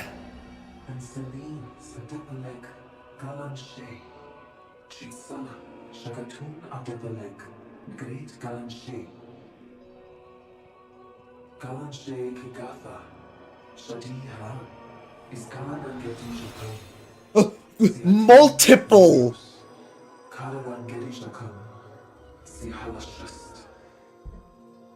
ايش السكالة هشتي هراو انتندينا كلام شيء Guys, سكي ترام guys, Metroid Prime 4 is your name. I literally just watched this movie for the first time like 2 days ago. We're literally in the past trying to change the future of the fucking Lemorne.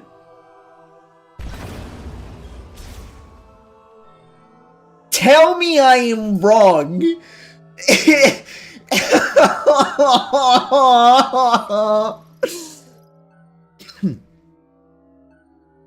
And sends it to the sacred tree. Okay, so I need the crystals. Interesting.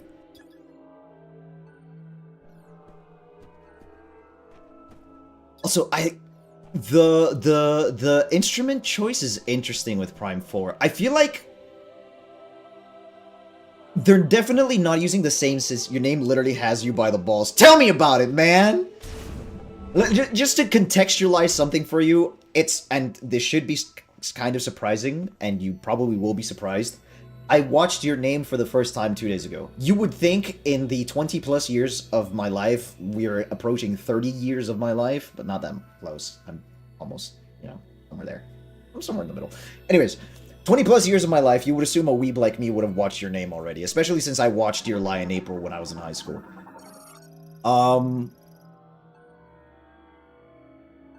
Was with family. We were having a little vacation, and I'm, having the time of my life with my family, enjoying shit.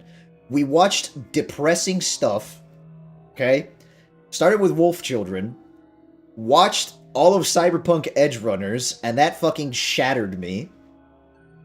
And then after finishing Edge Runners, I'm like, oh yeah, the rest of the day is gonna be fine. We'll just chill, we'll play some board games or dominoes or some stuff like that. I'm just gonna go do something on my computer for a couple hours. Everybody's gonna clean up, and then we'll come back at it and have some more family time. And then I come back expecting to play dominoes, and we get fucking shown your name because someone, and I won't name any names, my older brother, decided we're gonna watch your name. I was not morally, my heart was fucking shattered into a million pieces. The movie had me by the balls for the entire second half, and I was so stressed. Also, I have not watched Grave of the Fireflies. Not yet, anyways. I've watched plenty of Miyazaki movies, but Grave of the Fireflies was not one of them. I think it's a Miyazaki movie, right? That's a Studio Ghibli movie. I'm pretty sure it's Studio Ghibli.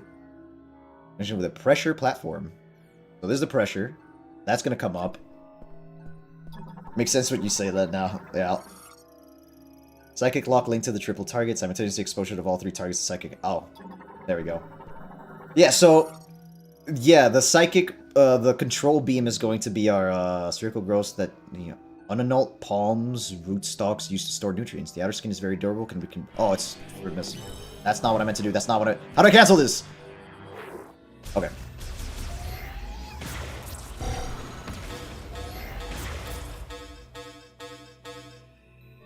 That's interesting. You aren't changing bodies with someone. This is true. We aren't changing bodies, but we're still going into the past to fix shit. Very durable, but can be broken by concussive blast. Is that not what I did?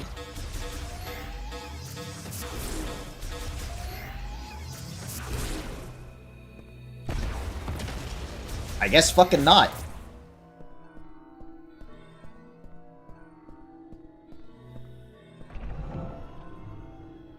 Oh, I can scan these. Gimme. One searches for the triple target psychic lock.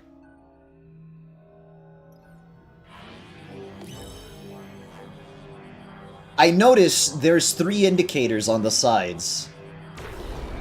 I wonder what that is. Oh, that's interesting. Wee. I kind of like the way it moves. Or maybe in Metroid Prime, we're not actually changing the past and things are happening the way they're supposed to happen.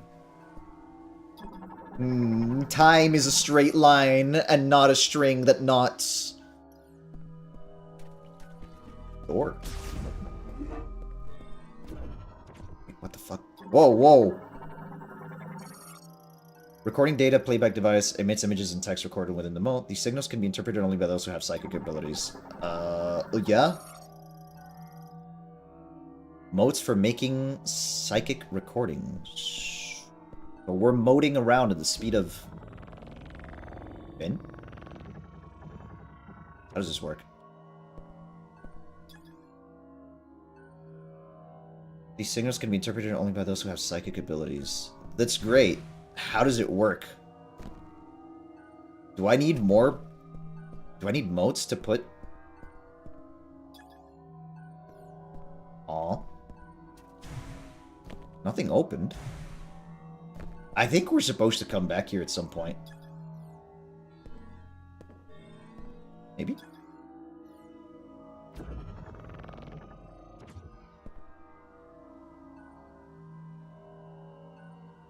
That anime fucked me up too, so you're good. Yeah.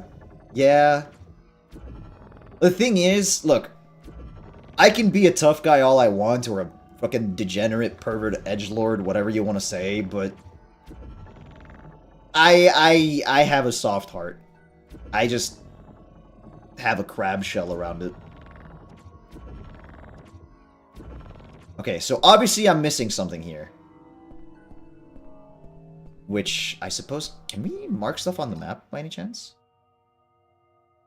Aha. Ooh! I'm gonna... that one. Yeah. Yeah. Yeah. Yeah, we have markers. Yay!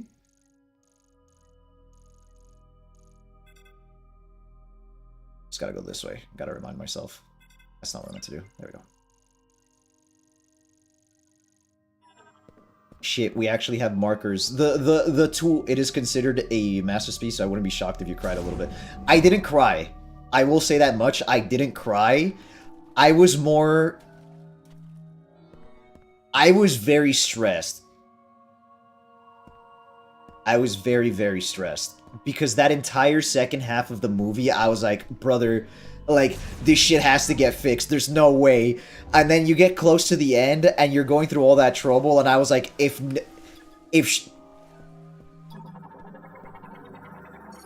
I'm trying to be vague. It bears a description that transliterates to Fakun, and includes a description of the individual.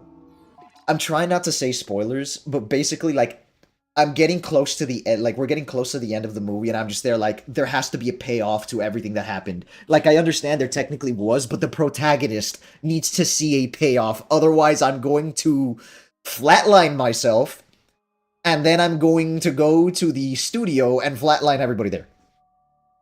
Inventor of the moat-operated psychic lock. In accordance with the prophecy of the Chosen Ones, he built the shrines now hidden throughout the Soul Valley, filling each with his moat-related devices. Almost 10 years old, what you mean spoilers? I just... Look, man, A stone sculpture of the Lemorn priest, Lekash, and includes description of the individual. A sculptor who loved solving mathematical equations. He discovered several equations that could be formed into psychic objects. So math got turned into psionics. Lekash, Vakun. Let me guess, there's two more in here. It's these two. Your name, Weathering with You, and Suzume are the Disaster Trilogy. They have no relation to each other. You can say it's Makoto Shinkai's Fabula Nova. They are connected, but they have different stories. So the stories themselves aren't directly connected, but they are connected because of relation to the characters, I guess. A stone sculpture of a Lemorn priest that bears an inscription that transliterates to Desar and includes a description of the individual. The first priest who communed with the sacred tree and founded the Temple of Memory. He is said to have been gifted in conveying thoughts without the need to speak and at understanding others without the need to hear them.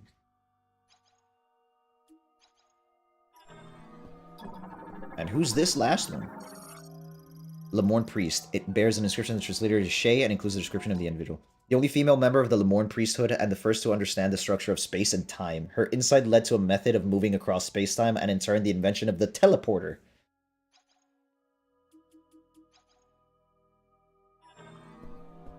I love reading. Fabula Nova Crystallis. Yeah, brother. It always comes back to the Fabula Nova Crystallis meme. Always.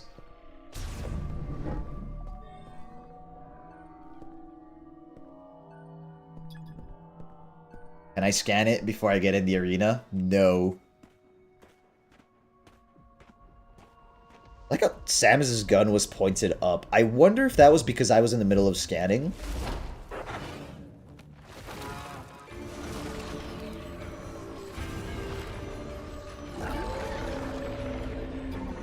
Carvex. Giant carnivorous plant possessing consciousness, intelligence, and considerable physical strength. It is unable to communicate due to fusion with a Metroid.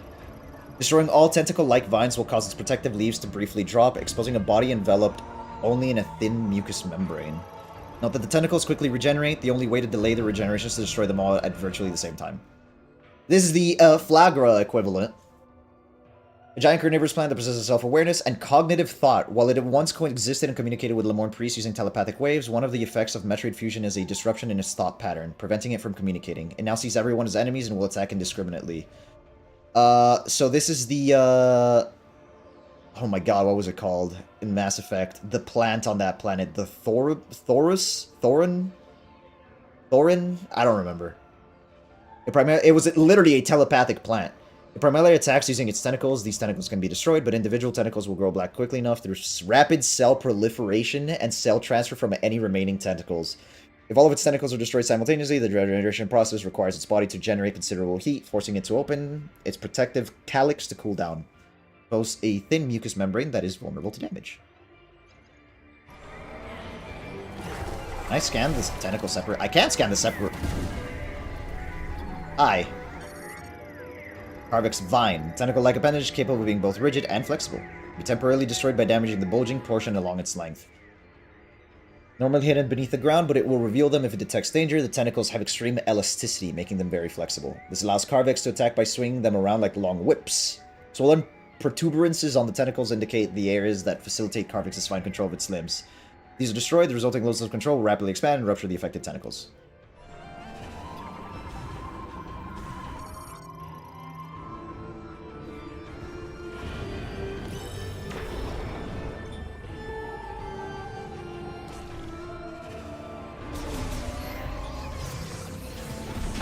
Oh, okay. I thought you were gonna slam.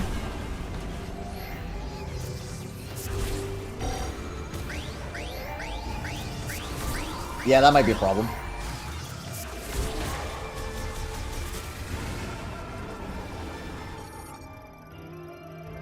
Pollen bags released from the ends of Carvex's tentacles. They possess propeller-like wings and fly by. This is like the that little plant that like helicopters down. Carvex is capable of ejecting pouch-like pollen sacs at will. These sacs have 4 wings that function like propellers, allowing them to move slowly through the air and home in on targets detected using a natural thermal sensor. Thermal visor. When a pollen sac lands on a target, the sac will rupture, causing damage. The behavior indicates that the sacs primarily serve as a means of attack rather than a method of pollination. Was Carvex naturally created?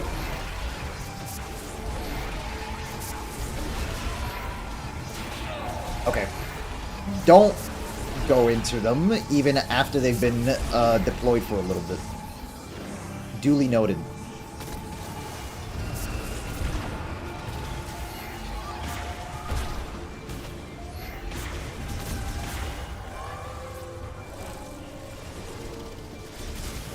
That's not what I meant to do! Fuck. Okay. Oh my god, Samus.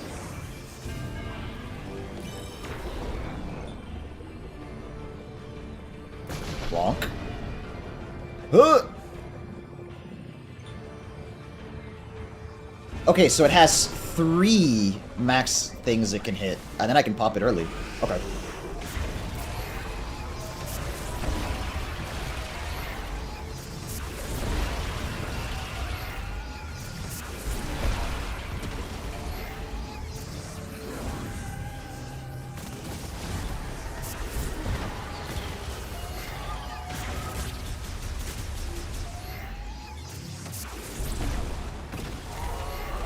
Now, there's a definitive reason for... Is it only 2? No, there's 3.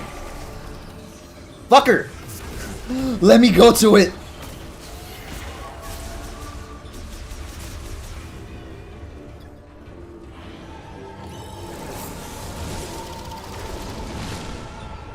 Oh my god. Can it be done?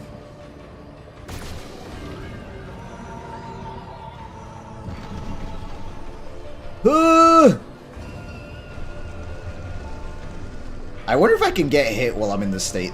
Ah, fuck.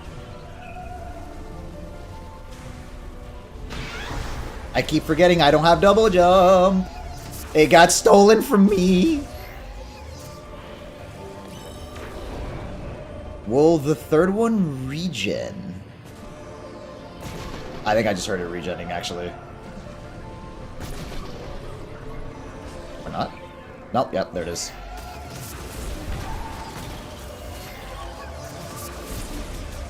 I made an attempt. I really did.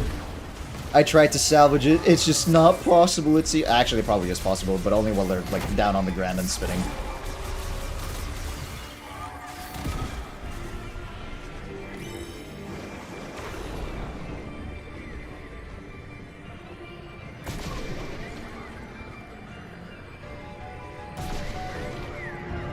Just a little... Ow! Okay, so that does cancel it.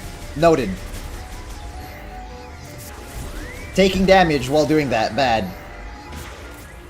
And I blew it up by accident.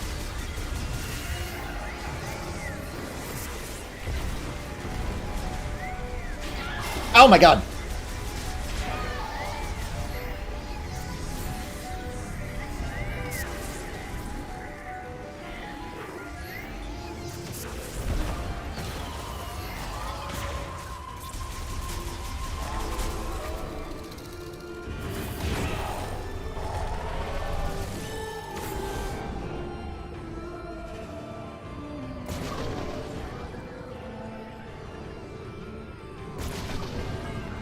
I wonder if there's a way to slightly speed this up.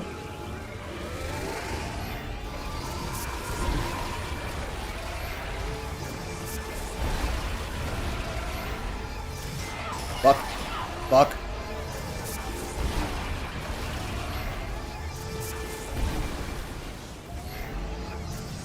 Plant. 4 tentacles or... What the fuck? 3 tentacles, but they're trying to fuck up my mojo here.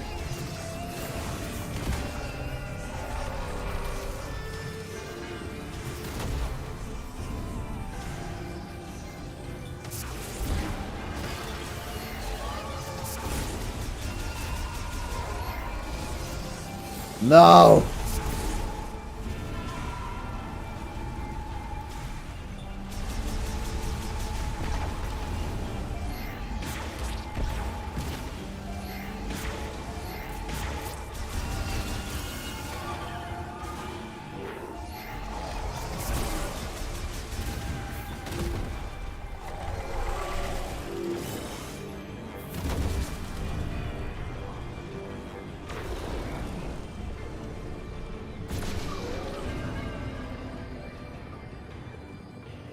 Ooh. I was trying to do inverted controls for some reason.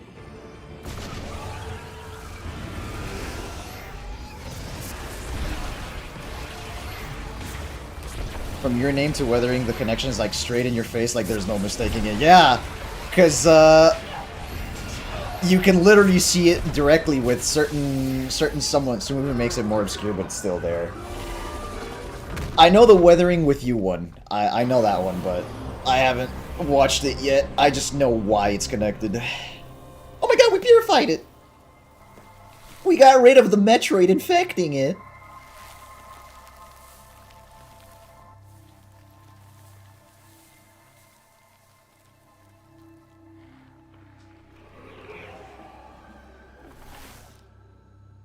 What the fuck is that? Bro, we still don't have the Morph Ball Bomb, by the way. I guess this is it. Never mind. Morph Ball Bomb acquired.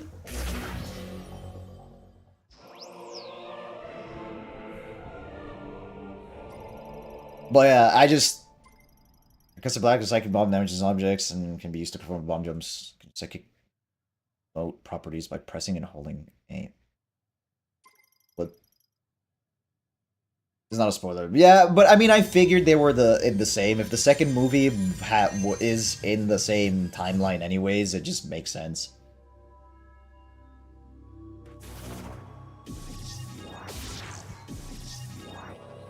What the fuck?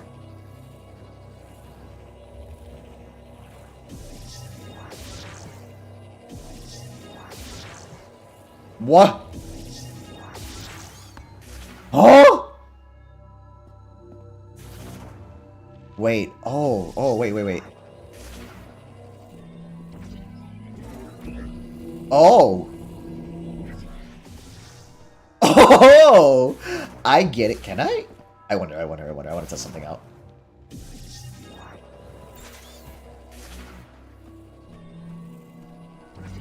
Can I yeet this into the hole?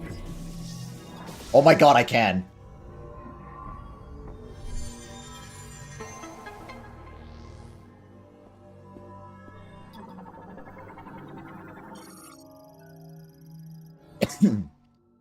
Into an alternate dimension, prepared by the last priest Shitoya as a way to access the alternate dimension where the master teleporter keys are kept. When not in use, the shrines themselves are also placed in an extra dimensional space. Though they are linked to each key guardian in such a way that they can be summoned to them at will. Key guardians will summon their shrine only for the chosen one. However, if their body were to die and their consciousness dissipate, the shrine will appear on its own. Alright.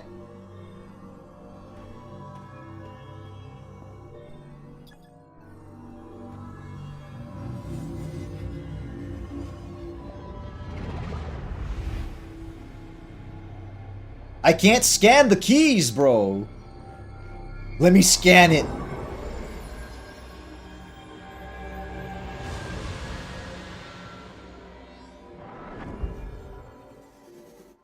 You feeling the game so far? It feels like a Metroid Prime game so far. I'm liking it. I have yet to decide where I want to put it, like where I want to rate it. I think its weakest point, obviously, is the dialogue being excessive when there are characters with you. Gameplay's good. It feels like a Metroid Prime game.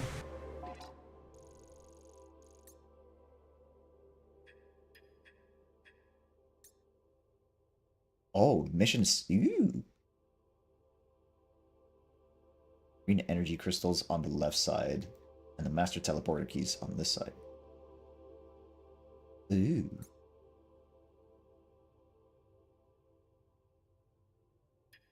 It's pretty good. I'm enjoying it. I think it's a little... Oh. Samus, do you copy? Booyah! Long-range comms are back online. Oh god. Did you achieve your objective? With the concussive... Something Oh. I wanna talk about. Oh. You need base camp? That's what that is when it says concussive blast. As long as you're having fun. I'm definitely having fun. I'm enjoying it. I'm pretty stoked to be playing this, honestly. And so far, it's more or less what I expected. There's certain things that I think are actually really cool. I like the map a lot. I like the design of the map. So far, it's pretty solid. I'd say if the rest of the game were to be exactly the same, like, kind of like the same vibe as everything we've seen so far, the bare minimum I would give it is a 7 out of 10, just like, you know, like Prime 3. But depending on how well it does certain things or how poorly it does them, I'd say, like, green energy crystals contain large amounts of turret and interfere with cellular growth. I think the biggest thing about Prime 4 that feels different from the other games is there's a noticeable vibe shift in the way that things are written. It's weird, it's kind of subtle. The logs are written differently, and you can tell that the style of writing is different from the previous 3 games. It's not inherently a bad thing, it's just different. I feel neutral towards it. I don't think it's better or worse. The very little green energy occurs naturally in the geologic record. Green energy showers have made it very common throughout Soul Valley. Extracting energy from green energy crystals can only be done using the device on the altar at the Temple of Memory. Green energy extracted here is then sent to the sacred tree, where it's consumed to grow into memory fruit. And we need the energy the green energy fragment. Or the green crystal fragments.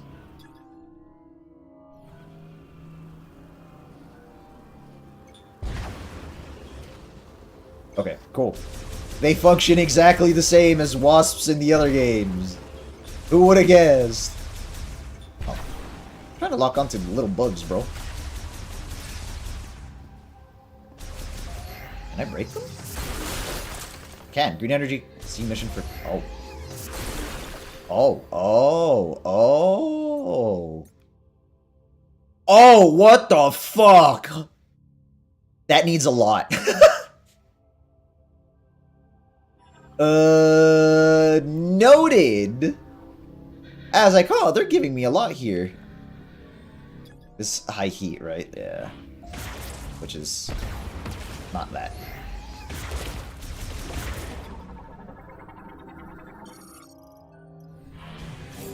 But yeah, I don't have any real complaints.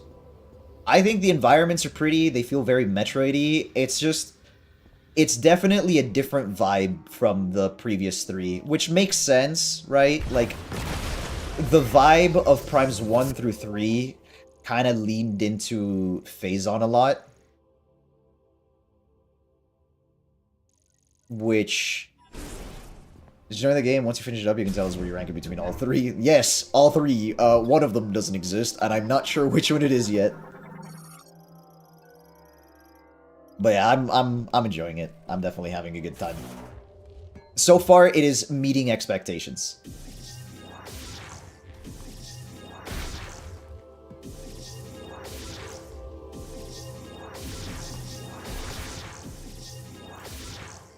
I will admit I'm sad that we don't have the spring ball, but I think they removed it explicitly to explicitly for puzzles.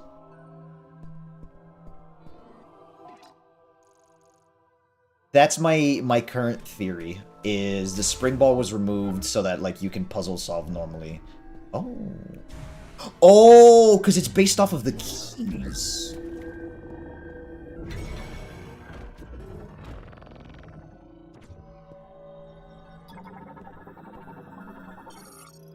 And this is... We just keep it going, Captain. I'm working on it, boys. I'm working on it. And this past, a massive burning rock fell from the sky to the jungles of view. Once this rock, which was itself... Guys, I don't mean to say anything, but that sounds like Phazon to me. A small carnivorous plant took in the poison it carried. The plant did not succumb to the poison. It thrived, growing to rule over the jungle. In time, the priest Thessar became the first the plant could convey its thoughts to and named it Carvex. Purple Phazon? Or like the precursor to Phazon? But the plant didn't succumb to the Phazon, so that's new. That's new. At their urging, Carvex eventually relocated to the garden within the Lemorne Temple of Memory. There it ruled as it did in the jungles, and it came to preside over Lemorne funerals. By the way, ruled over the jungle. What do the Leviathan Guardians do? This is technically... the Phazon gave it cognitive thought. And it's actually using its... Oh. Wait. What? Does it have a separate entry?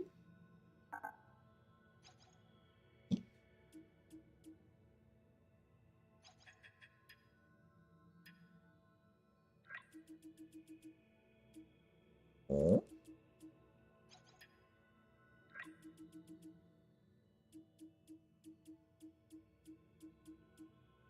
Maybe not.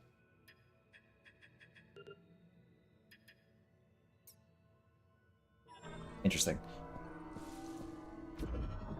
So if I take it off of here... I see. I see. I understand it. I understand it now. Right? Remove it? No. So each Guardian has a lore entry about the planet.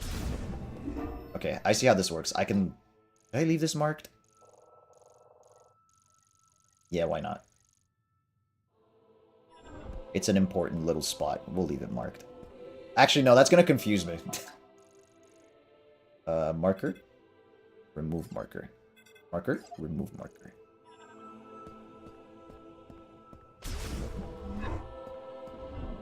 Also, the green energy crystals at the altar of legacy. That's here, isn't it? Do I get anything from depositing in small quantities? Because I saw there was thresholds. Fruit! Okay, I guess there is some sort of, like, first threshold, it seems.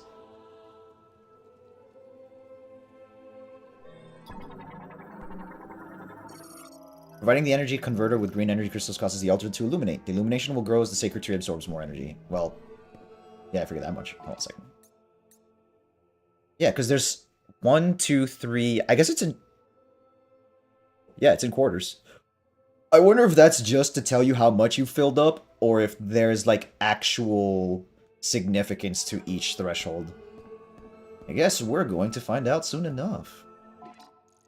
I gotta go back to Mackenzie. Alright, buddy. What new cringe lines do you...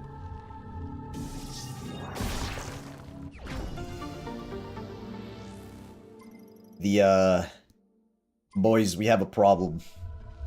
A slight problem. The upgrade sound effect is more subtle than in the last 3 games, so I actually have to pay the fuck attention.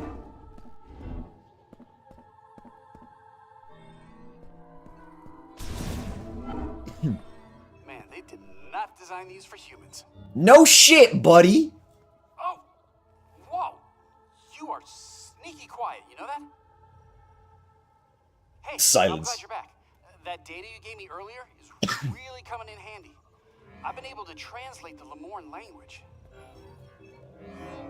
This planet, Viros, doesn't appear on any of the known star charts. It doesn't exist anymore. Ghost.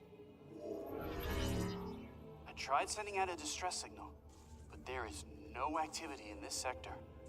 It is eerily quiet. We could be anywhere. Or we could be nowhere. According to these maps, we shouldn't even be here. From what I gather, the only way off this planet is to retrieve 5 teleporter keys. Now, I'll do some digging to see if there's any way I can support you. Now that our comms are working, we should be able to share data. I can provide you with intel from here. What do you say? Teammates? Excellent. Oh my god, she nodded! Stay safe out there, Samus. I'll be here if you need me. Like, that entire sequence, that entire dialogue was fine. I actually don't think there was anything wrong with that dialogue sequence. That felt organic. Manages power throughout the room and functions as data storage. Yes. Not of power. That was legitimately the most natural dialogue we've heard so far. And, like, there have been natural ones, but it's been, like, one line at a time. But that was one good sequence of dialogue, I think.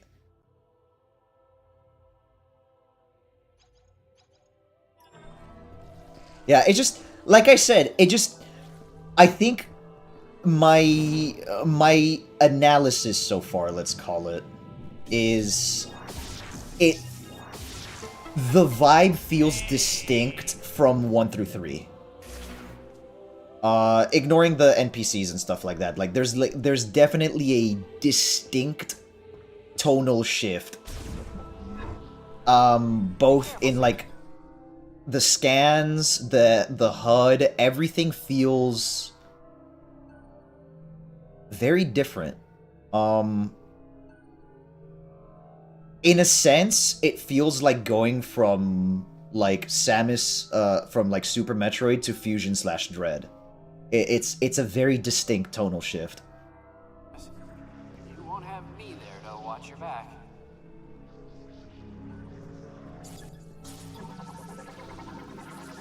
Yeah, funny guy. A modern storage locker made of extremely durable Ikusten steel, making it impervious even to powerful weapons. It will open if current is passed to the electrodes at both ends. The electrodes at both ends. Do you mean... Oh, if current is passed. So we don't have that yet. We definitely don't have that yet. This is a rail.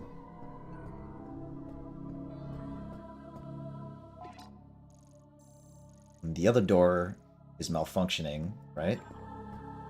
Before I go off exploring. Oh, that one should be open.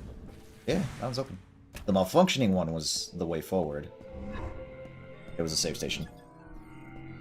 I didn't save before the boss.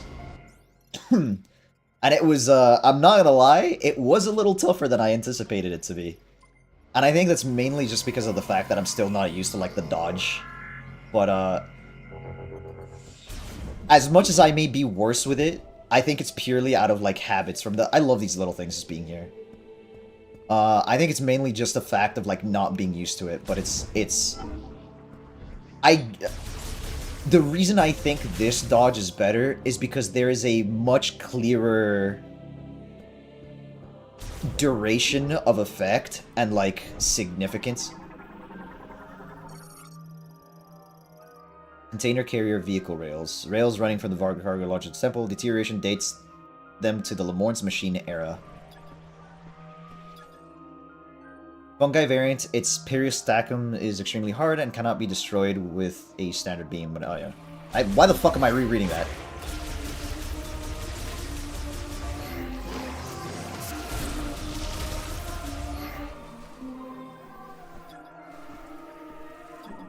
Hello? This is a missile door. Heat! Of exposed to extremely high temperatures with the lock removed. Interesting.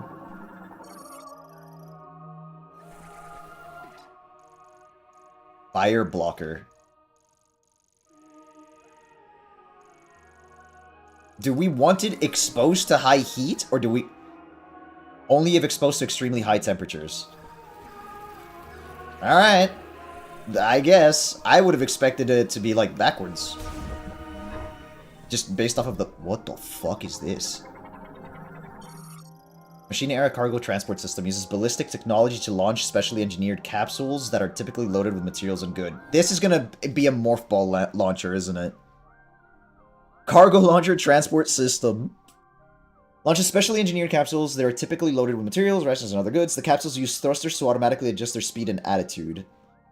And they are equipped with a system for ensuring zero-impact landings, making them safe enough for moving personnel if necessary. The system enabled fast transport between Soul Valley and Fury Green, but was never deployed elsewhere.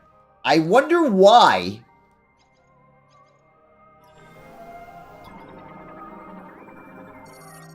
Cargo launcher activation activates when the sensor in the recess at the top detectives... Oh. Oh. Oh. Oh. Alright, hold on. Let me take a peek at the Lemorne lore. I'm missing that second one and that last one. And the second one is somewhere that I can't currently reach. It's back here. Guys! We're gonna canon ourselves. I think the Prime 4 devs really like the canon ideas from Prime 2 and 3.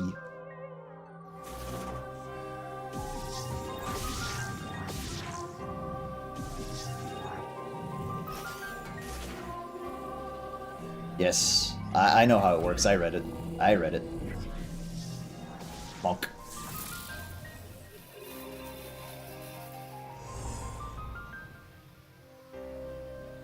The psionics are really cool. Oh, it's not a morph ball. We're actually just gonna sit inside of it normally. Anything else I gotta scan here before leaving?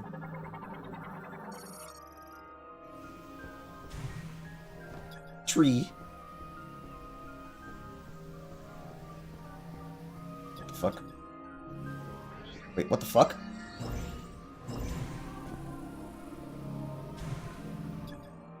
Uh-huh. So that's getting marked.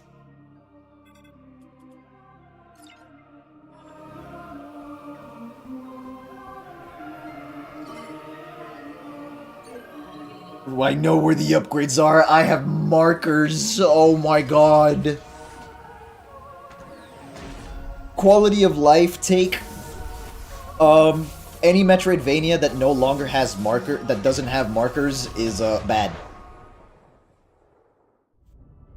So the pod launcher's malfunctioning.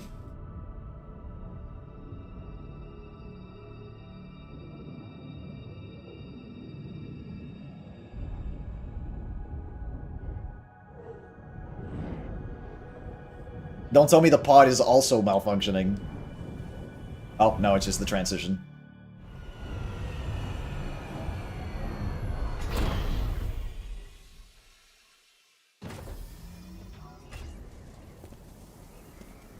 My eyes! That was a cool transition.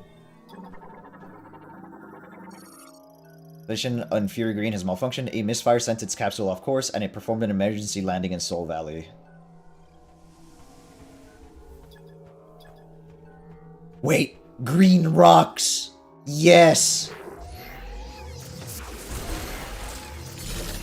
Oh, wait. Can I scan these? Oh, not scannable.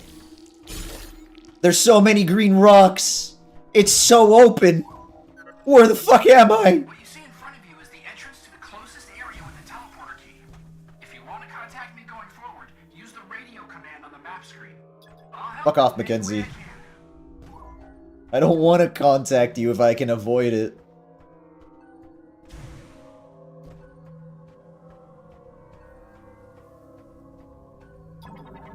What the? Oh, it's an energy tank. What the? Oh my god.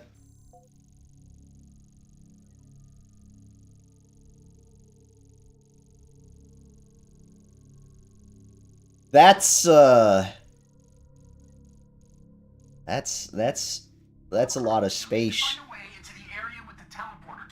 I didn't mean to press that one. I meant to press marker. Energy tank. Oh my god, that is bigger than I thought it was gonna be. It's fucking huge!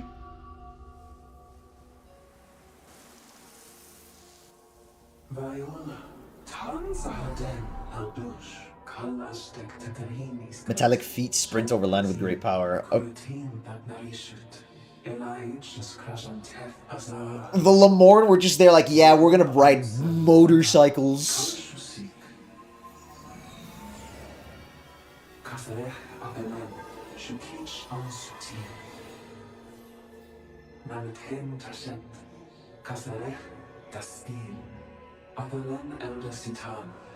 Shalif Aksarin Safar Tashantir Gamma Daranit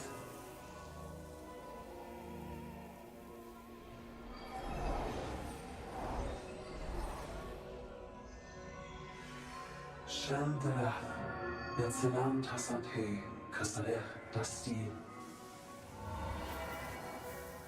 Kinara Silam Virus Rosamate. Did you guys willingly choose to die out by any chance? So now we know why they didn't leave their planet.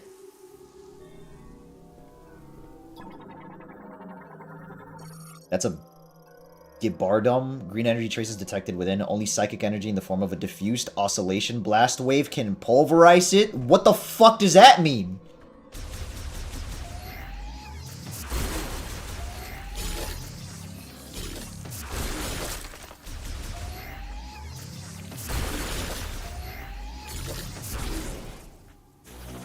That's gotta be a power bomb, right?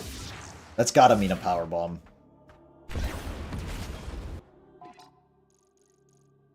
I'm gonna put a second marker here.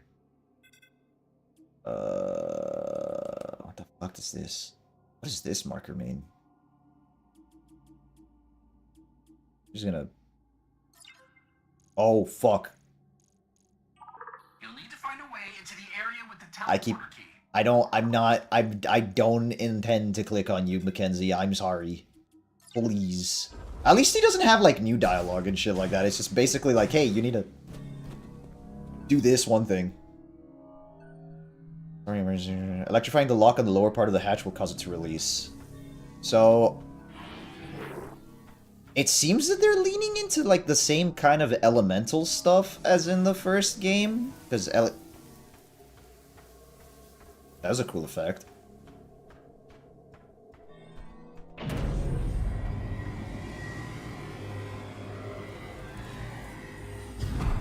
The presentation in Prime 4 is fucking phenomenal.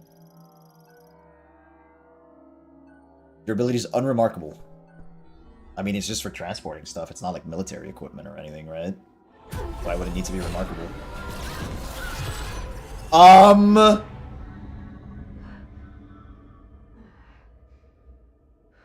Guys, we're trying to prevent fucking the GF from getting extinguished. Uh-oh. That can't be good. That... seems like an issue? Am I not the chosen one? Why are you attacking me?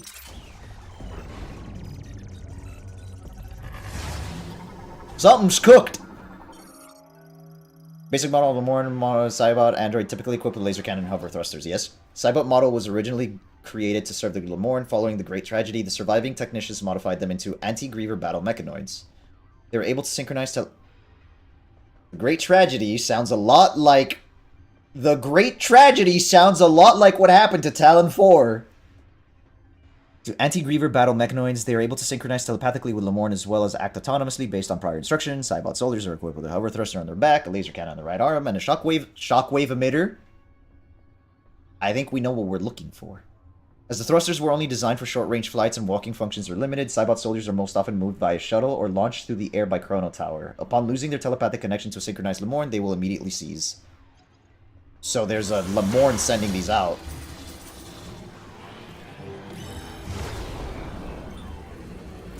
Bonk. Ooh! Yeah, I fucked that up, didn't I? Holy shit, they hurt!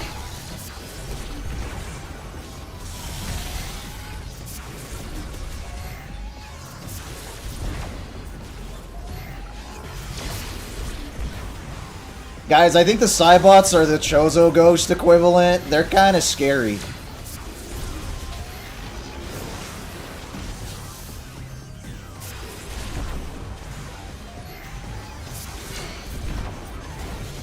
Ow!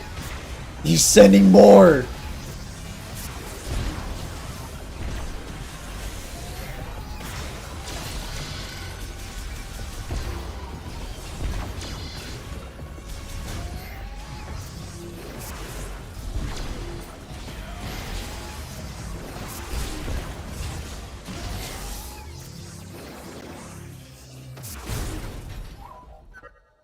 Maybe not the Chozo Ghost equivalent. Chrono Tower's protected by a force field. But if you want to get in there, we'll need to find a way to remove it. I'll do some research while you look for the teleporter keys. Uh-huh. I'm sure you will, Mackenzie. Okay, so here's my suggestion in order to make that one, like, seem a little bit more organic. Instead of like the, whoa, the Chrono Tower is protected by an energy field, just literally just cut it down to...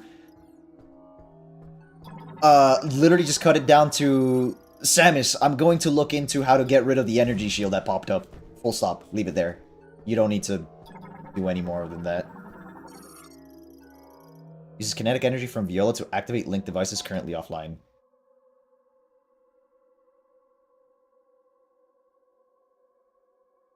Why am I getting notifications on Discord despite being do not disturb? Like, it's ringing my phone, that's weird.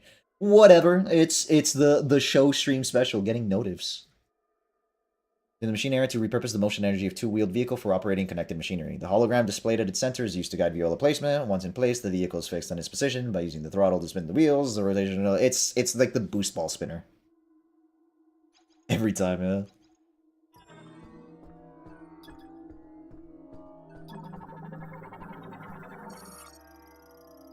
Used by maintenance tanks after completing tunnel work. Opens only from inside. Transit tunnel for use with Viola and other vehicles. It can be opened with the Viola spinner. Ew.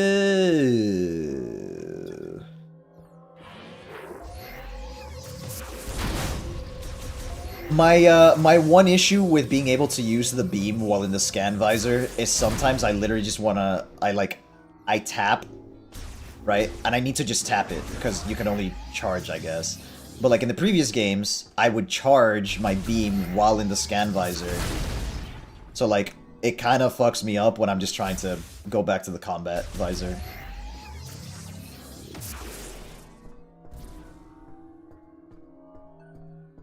This is a fucking huge room. Pneumatic tube. Uses air pressure to transport small items. Okay. One thing that I think is like a net positive, like a net good, is that they've kind of justified the existence of certain things so that they make more sense in canon. Like these tubes are pneumatic tubes. Transport is one way leading from bottom to top to prevent a malfunction. This is for equipment, for gear. It's pneumatic, like the way that you would send like letters into the bank and shit like that. So see, that makes sense to me. Sometimes like it's like, oh, it's a maintenance hatch. Why is it fucking spherical? Like, why is it a tube if it's a maintenance hatch? That makes moving inside of it worse. But like these make a little bit more sense. Fuel barrel.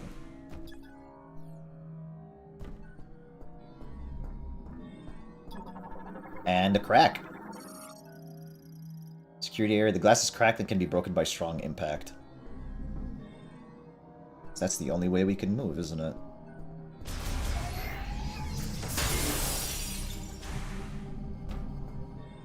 Sound design is, like, pretty fucking good, too.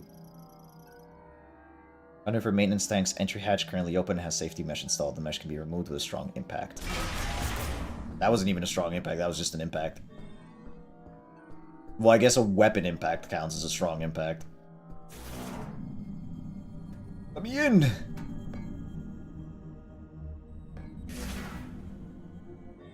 Oh, this is the Viola tunnel. Maintenance tank tunnel entrance with its hatch removed. Used both as an air vent and a passage for maintenance tanks to exit outside following task completion. So far, no misses on the sound. Yeah. Some of the songs so far have been, like, I think the songs are yes and no. Like, for example, the Cybot combat music I didn't think was anything spectacular. It was alright. It fit the theme of the Cybots, but it wasn't anything crazy. Like, the Chozo Ghost music, for example, was a lot better. I don't know why I keep comparing them to the Chozo Ghosts, but... Why did I do that? This leads me out.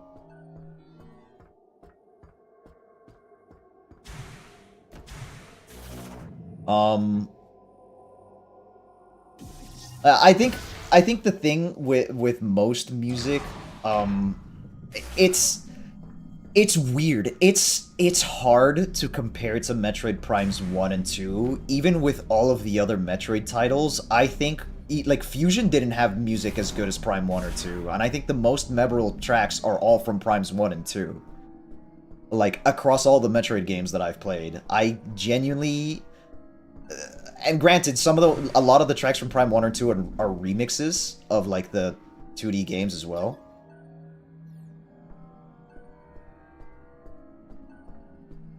It's so strange. Like it's genuinely so strange to me. But like the Fury Green has been like, that song is actually spectacular. It might be one of my favorites in the entirety of like the Metroid Prime series.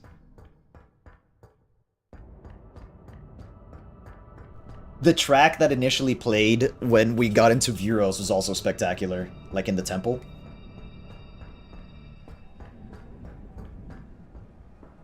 Wait, that's a save? That saves there? It's currently sealed. I wonder why. We're so fucking back! Hi!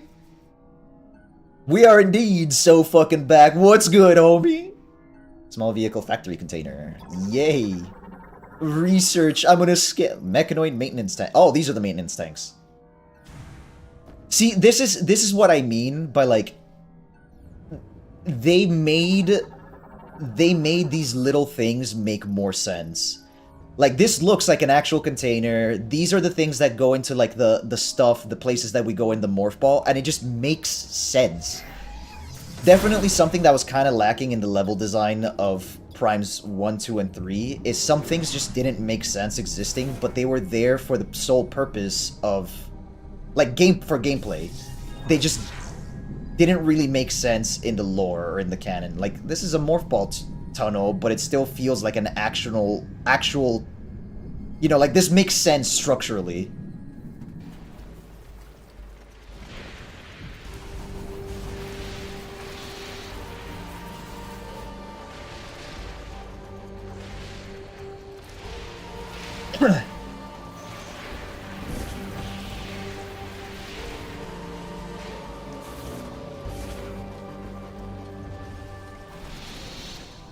Holy shit. We got lightning rods, baby! Vehicles to move safely beneath Volt Forge's frequent lightning strikes. Witnessing peak right now, yeah. Dude, it's so pretty. This game is so fucking pretty. Is this Ramu? Yes, actually, ladies and gentlemen. This is Ramu. For once, it is Ramu.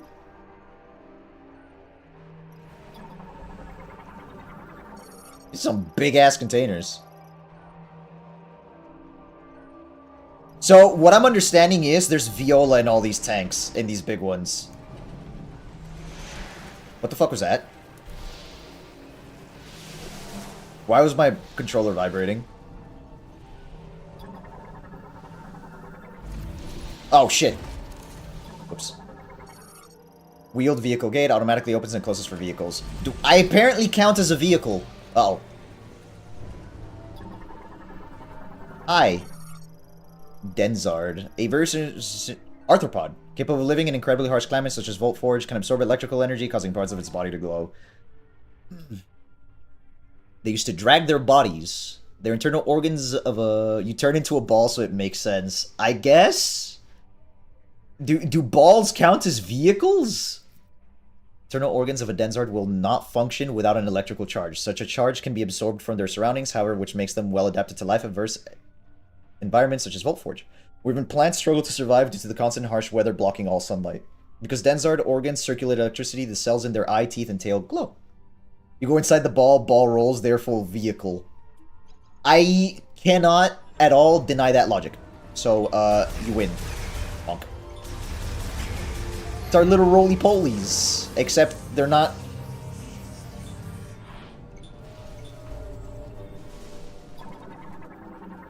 I like how they're just chilling up there. Container arm oriented from a nearby spinner. Its grip on the container appears to be loose. It may disconnect strokes repeatedly.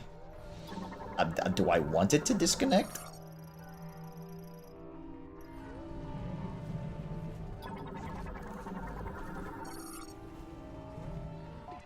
Okay. Here's what I'm gonna do. Because I think... the music is actually... Fuck! I think the music is actually fine. And the sound effects might be too loud for... I keep pressing the wrong button! I'm gonna fucking flatline myself. Wait, I can lower speech volume. Dude, I could literally just make him shut up completely.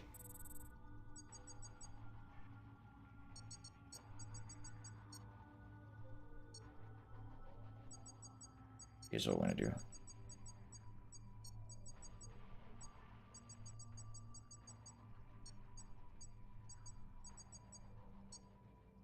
I think this should work.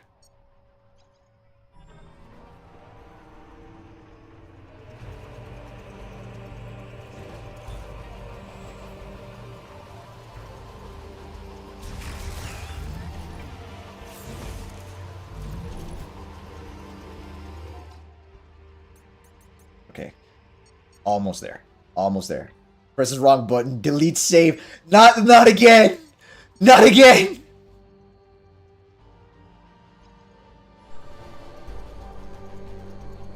I muted myself? What do you mean I muted myself? What the fuck? Nah, you're kidding. Oh. Okay. I was gonna say, I'm not even... The Switch! I'm not touching my keyboard or my mouse. There's no way.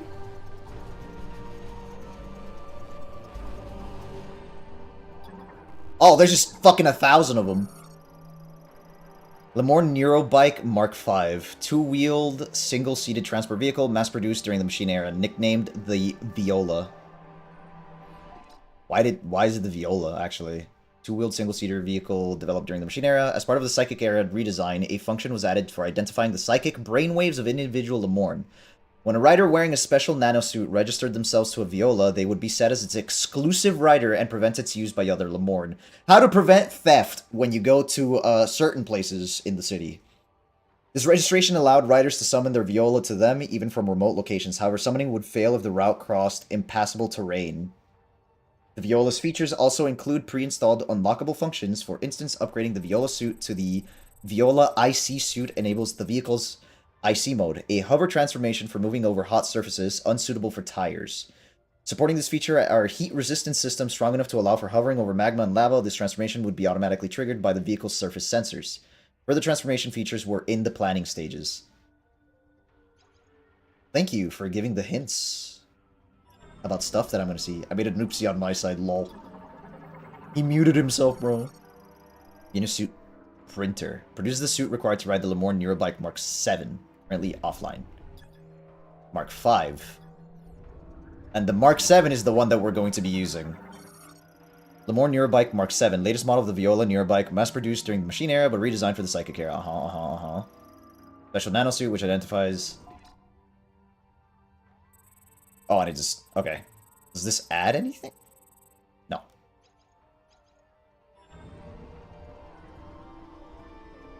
Interesting that they actually have, like, two separate versions of it. Vehicle factory door. Electrified luminescent stone. The stone powers the charge, ensuring the charge functions... Wait, what?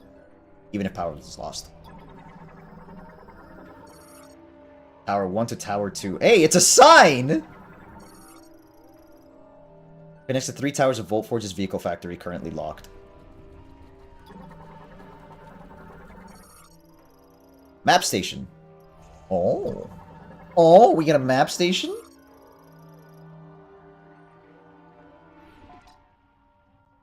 What the?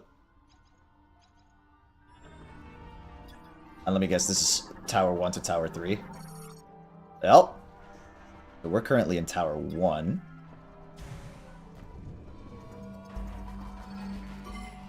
Let me in. Give it to me. It's gonna deny me.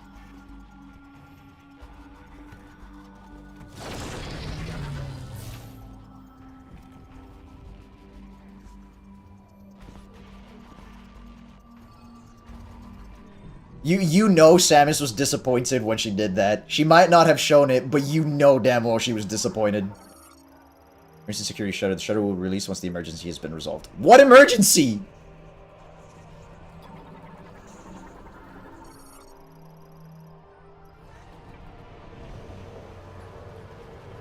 I haven't done anything yet.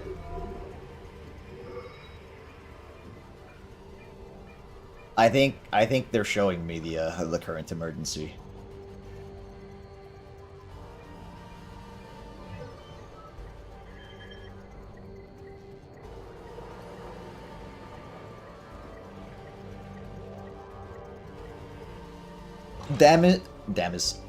Samus on that nonchalant map download grind.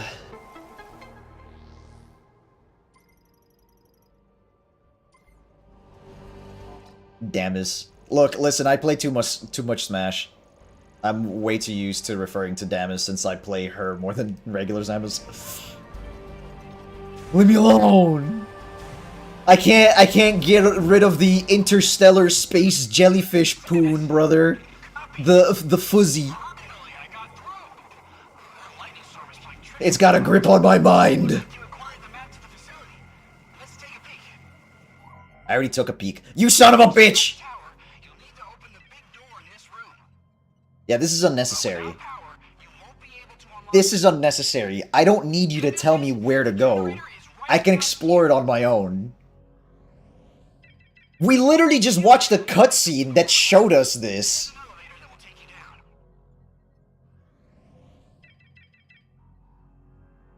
Like, this is unnecessary. No, Mackenzie, I would not. Fuck you. Oh, and don't forget to stop by the save station. I'm literally in it. Boy, this storm's picking up. You might be on your own from here. Good work. Thank God. Thank God. Don't tell me what to do. The cutscene already told us everything we needed to know. Like, just cut it down to a couple sentences of like, hey, I can't really talk to you during the storm. It gets cut. It's fine. It's fine if you want him to talk. Just don't tell me what to do. I know what to do. Then again, that was also an issue in Metroid Dread because Adam would do the same shit. He'd like, hey, you need to get here. In order to get to this place, there's this thing and that thing. Though it made a little bit more sense in Dread, and grant, I'm not excusing it. I think it is bad practice to do that sort of thing. What's it called? Because it ended up being Ravenbeak that was trying to, Ravenbeak was trying to guide you specifically to get to him and shit. But it's just like, it's a Metroidvania. You don't need to tell people where to go. They will get there eventually. And if people are taking too long, just do what you did in the previous ones. Route for harvesting electricity lightning strikes. The elevator battery. Main generator's offline. Do what the other games did, and it's like, hey, I noticed you're taking forever. Here's the ping of where you need to go. Remember that. Lock is designed to be pulled off. Grapple?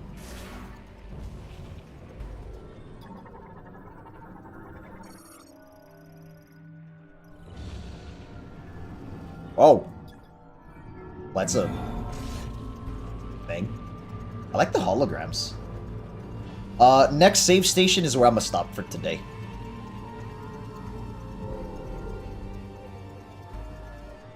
Ooh, I kind of fuck with the music.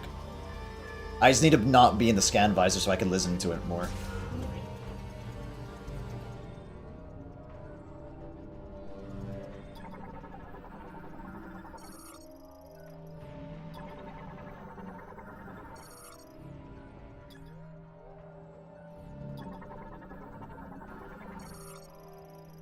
Manufacturing currently offline.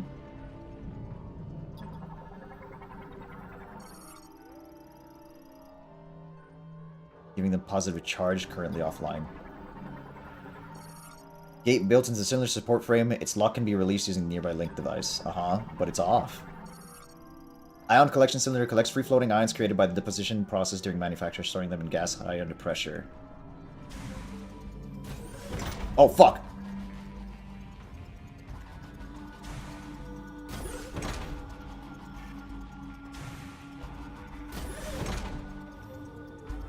I like Samus reacting to stuff that's happening.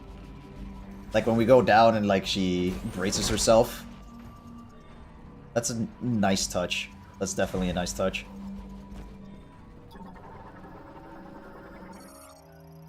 Use batteries to power systems of facilities and main power systems. A powerful burst of energy will cause it to briefly activate. Well, I don't have... Apparently that's a powerful burst of energy.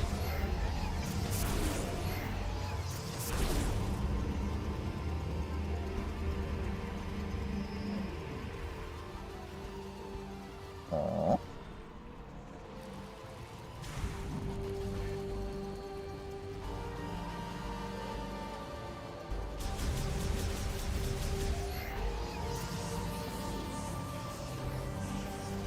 He's literally like Link's Navi. Yeah, man.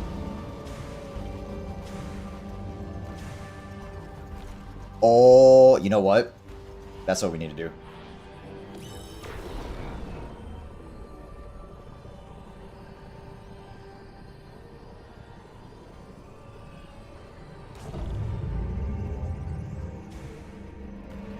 Hey, little guy. Fuck you.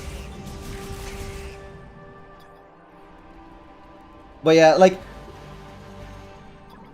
I'll get to the next save point and I'll give like my initial thoughts overall on like what's good, what's bad, and what's the same as the previous games. In high pressures, it will break if hit with several explosive impacts. 1, 2, 3.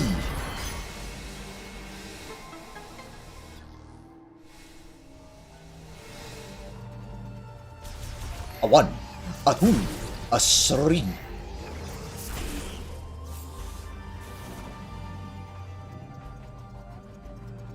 No!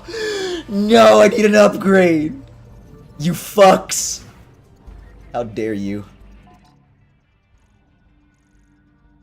I wish the music didn't go like so low when you were in the menu. Whatever. Not that big of a deal.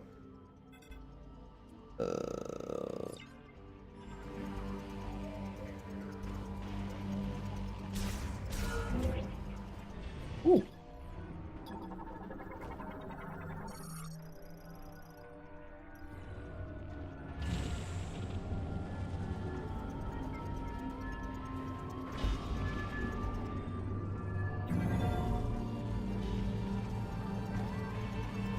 God, got him.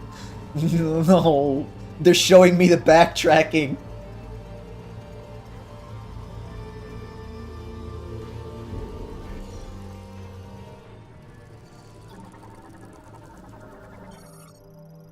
Metroid variant. No entry found in the catalog of Lemorne-made creatures. Analysis implies it was produced by a powerful AI. Designation information is engraved on it, deciphered as Mecha Rat.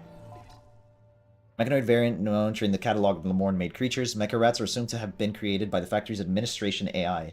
Their bodies are powered by electricity and composed of the same materials as a viola. Being smaller and lighter than maintenance tanks allows them to reach anywhere in the facility, while cameras in their eyes capture video for the administration. Huh. We're gonna fight the administration AI, aren't we? That's the Guardian here.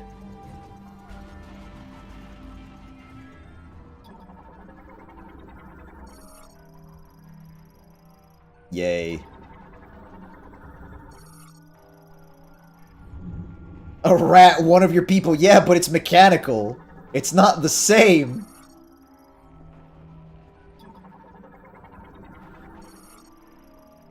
Specs Viola engine core is currently offline. Mecha Rat. It's like Metal Sonic. It's my enemy. Stage 4 currently offline. Ooh. That might be an issue. Wait, what?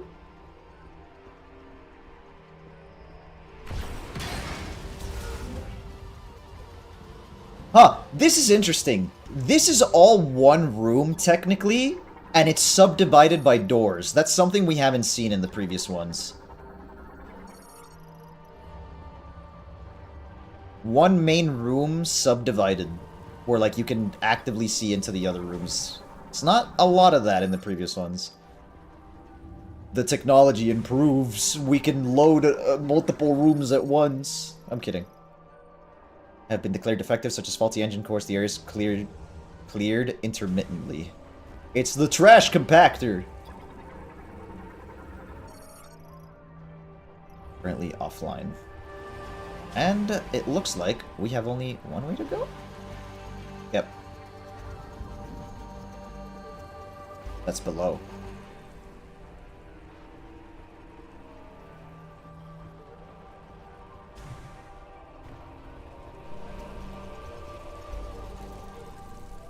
That's a lot of little mecha rats.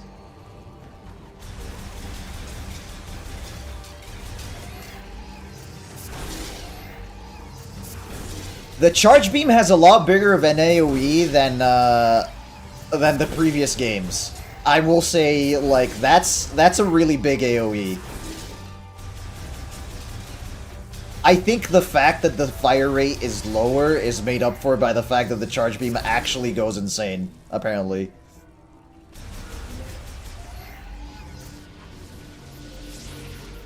Okay. Noted. Don't get touched by the water.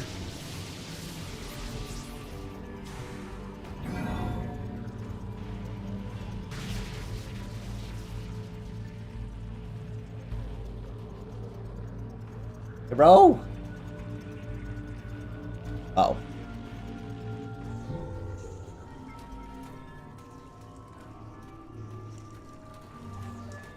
Always gotta be on the lookout for scannables. Always gotta be on the lookout.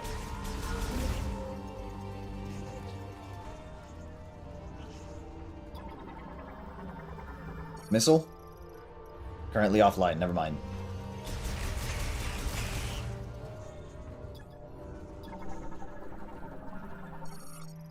Component printer. Lemoine 3D printer for manufacturing parts for industrial goods. Currently offline. What material do they use for it? Is it the... There's a spider ball. I guess the spider ball returns, ladies and gentlemen. Magnetic tracks are traversal routes built to be used by maintenance tanks. They were created to enable navigation through difficult areas, such as along curved building walls where platform installation was not possible. When a maintenance tank enters a track's magnetic field, its metal body frame reacts, attaching it to the track. Those with access to the psychic spider ball can use this ball form.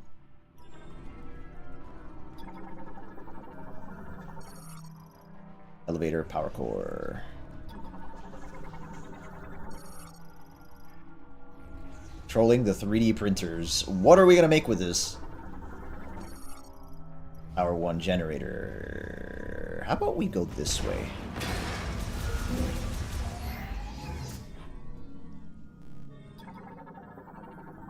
Grapple beam. Path that remains unstable. Any additional load will cause it to collapse. Whoop-de-fucking-do. Touch. Oh, yep, there it is. It's caused cable support brace to separate due to corrosion. Analysis implies the cable then fell from the ceiling, damaging the walkway with it on impact. Grapple node. Wait, why is it on the sides? What the fuck? That's different. It can be pulled free with enough force. Yeah.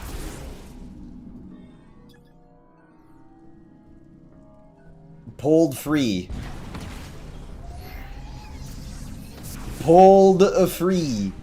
Please tell me we get to use the grapple beam the same way in the as in the previous game, where it's like I can pull shields and shit off of people. God, that was like one of my favorite things from Prime 3.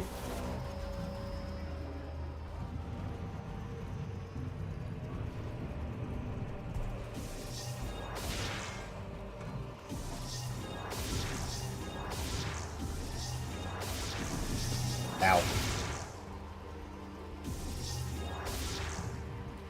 Ow.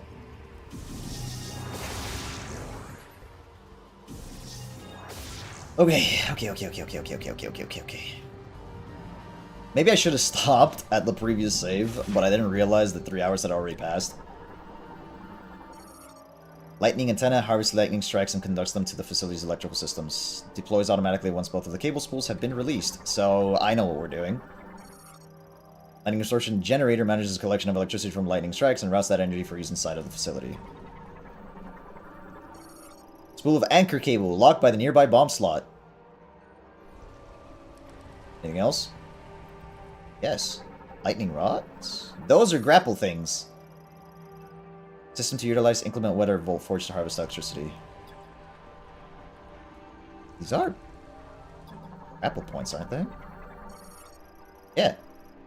So why were the other ones on the walls? I'm so confused.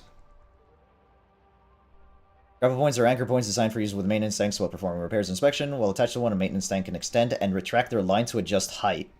That's also new. They also allow connection using psychic grapple, swinging back and forth from the grapple point. If it lets us maneuver and go like back and forth, that's definitely new use of son of a bitch. I need the psychic boots. The psychic boots is the space jump, isn't it?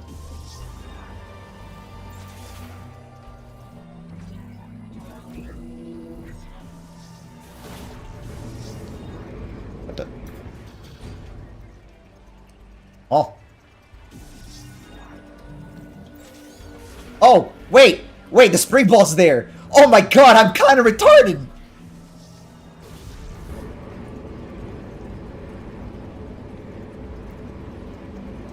Guys! It's here! I'm just stupid! I rescind one complaint. I fully rescind one complaint. I'm kind of a fucking moron.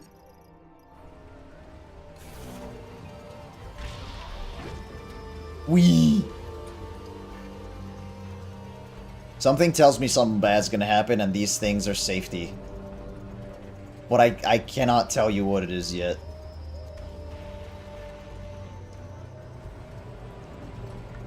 Oh. So, something tells me something bad's gonna happen, that I'm gonna need to use those things on the side.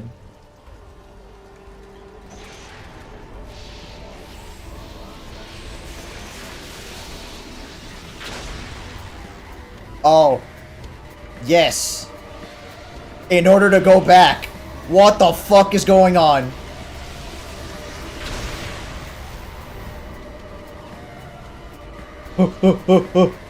Wait, I can make it to the next one.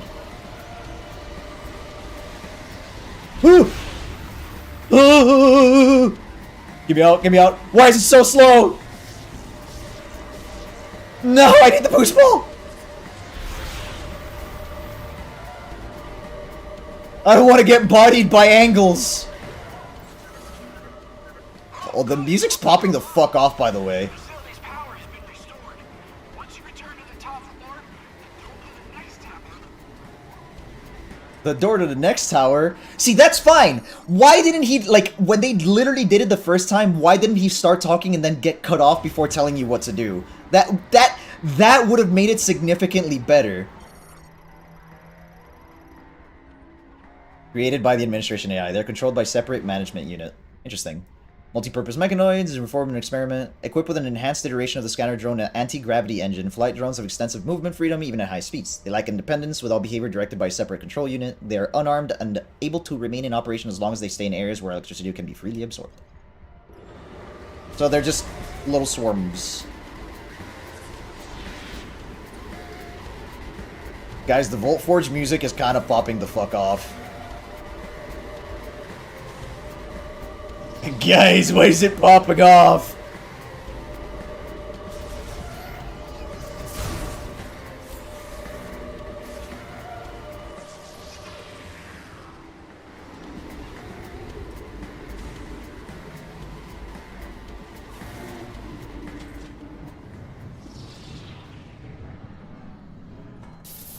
Ooh, shit.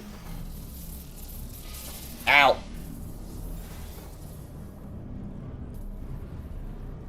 That was a fucking sick soundtrack, actually. Oh, come on, keep playing it. It was so cool.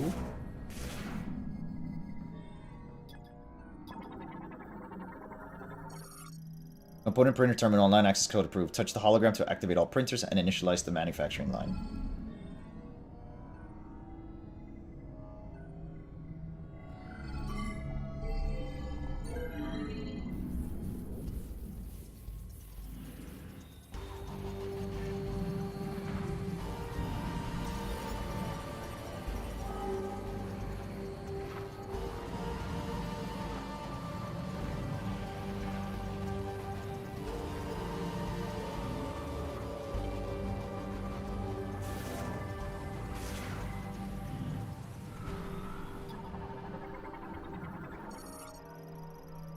Metals are molecularized and instantly bonded to build each part layer by layer. To match the provided 3D data, after inspection, parts are moved to the next stage by manufacturer.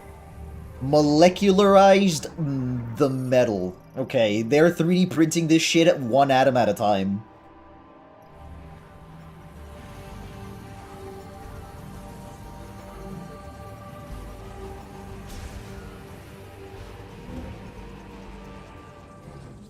Ah. I see.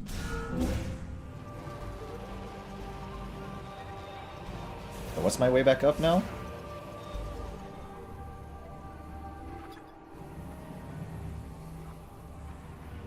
So I came from here, didn't I?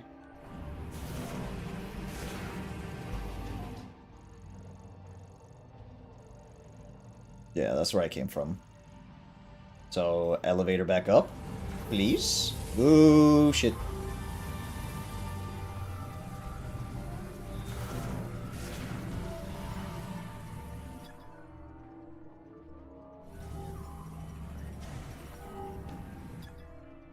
Can I touch the hologram to operate? Yes. Can you come down?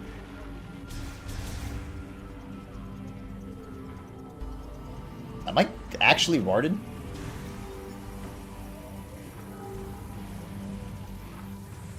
Wait a minute. There's no way. Wait.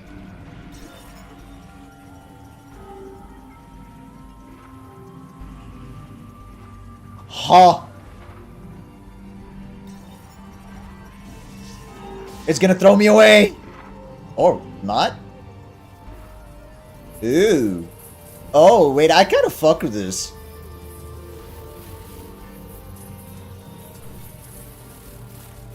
Guys, I'm a wheel. I am, in fact, the vehicle. The 3D printer recognized me as a wheel.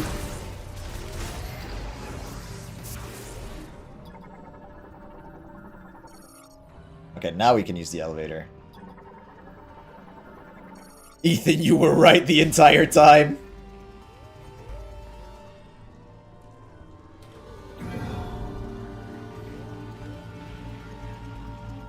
Alright, I guess we just go back to the save station all the way at the top then.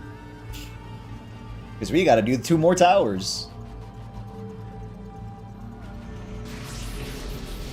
Right, that's a thing. Oh, can I? These are fine. I like the fact that Volt Forges add that into the Samus DNA vehicle. Oh shit, they're back.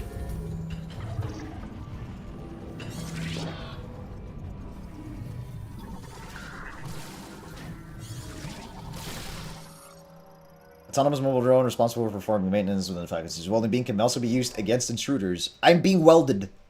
Maintenance tank is an autonomous drone that automatically maintains, manages, and repairs all devices and equipment developed by the Lemoran technicians in the machine era. These drones also function as a security force. If unauthorized individuals are detected in the facility, these drones are permitted to engage and eliminate intruders with their welding beam.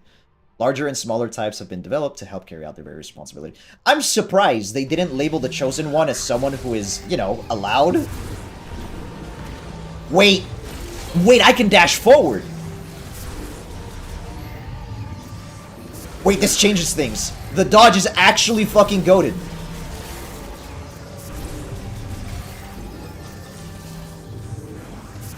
I already thought it was better, but Jesus Christ, now it's actually just fucking amazing.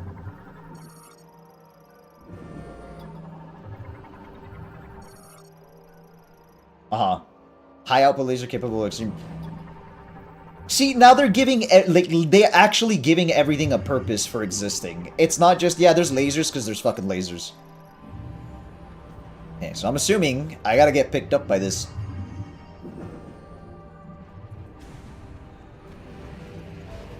That's where the maintenance spots were. Is there a way for me to... Yes, I know I need to go in morph ball mode. Give me a second.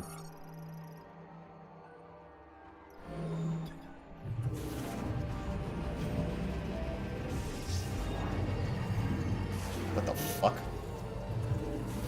Oh my god. Oh, yeah, I didn't see that.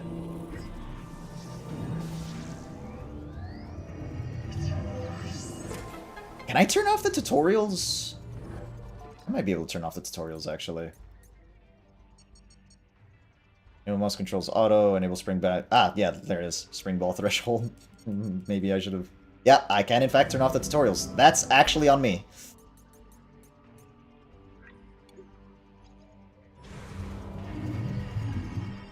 That's, actually on me. Although, to be fair, I don't think they need to repeat this shit.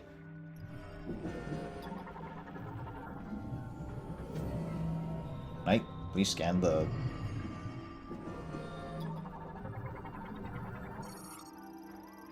Parts are assembled and re-irradiated for construction. Yay.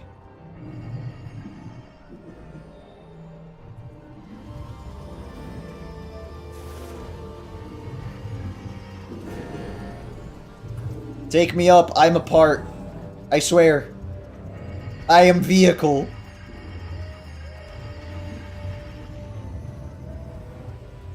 I don't think it knows what I am. Uh-oh. I got tossed in the junk!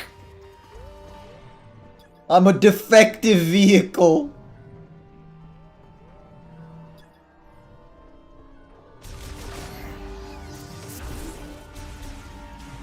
Oh, I can just... I thought that was glass. I'm not gonna lie.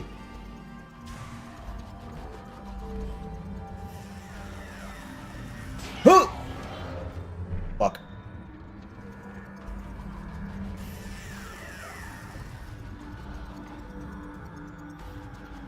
Why'd they alternate? Oh, I guess, yeah. Actually, never mind, that makes sense why.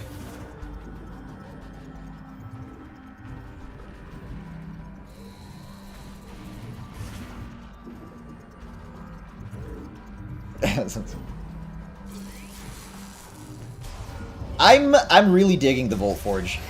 I think, like, aesthetically and just thematically, it's very cool.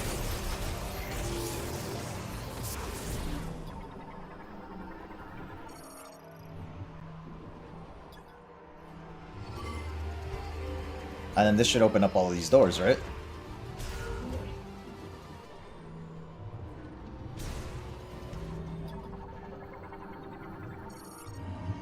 Okay. Elevators are back, which means we can traverse this a little easier next time.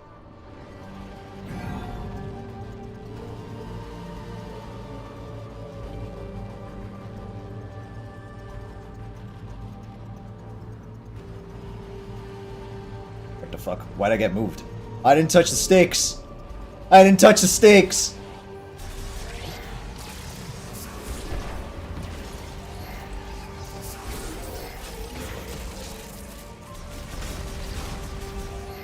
Can't use that. Elevators are back on. Yay.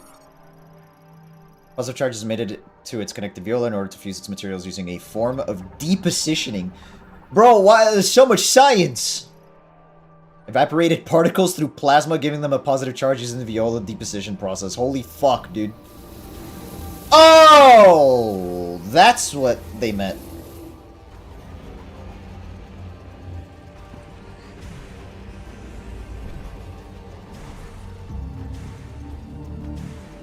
Hook! Huh. I suppose that's not what I'm supposed to do. Okay. Where is my drop-off point?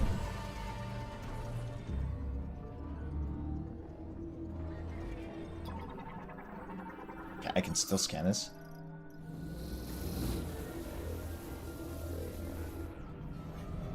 Where indeed is my drop-off point? Well, I guess I just wait for this to get...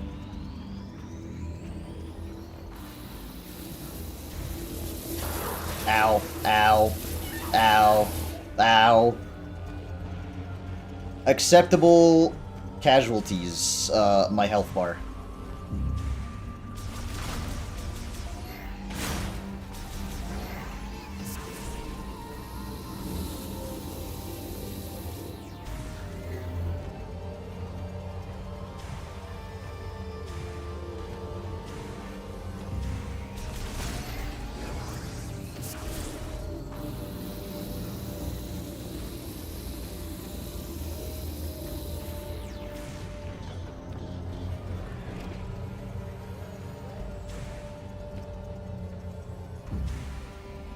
And then we do this, and we're good to go. This door opens. There's an enemy. I like missiles knocking shit back. That is, that's a nice touch, I think. It adds a little element. Granted, in the previous games, missiles did knock back, but it feels like missiles knock back a lot more in here. Makes them more useful besides being like a DPS dump. Because now you can just knock shit away.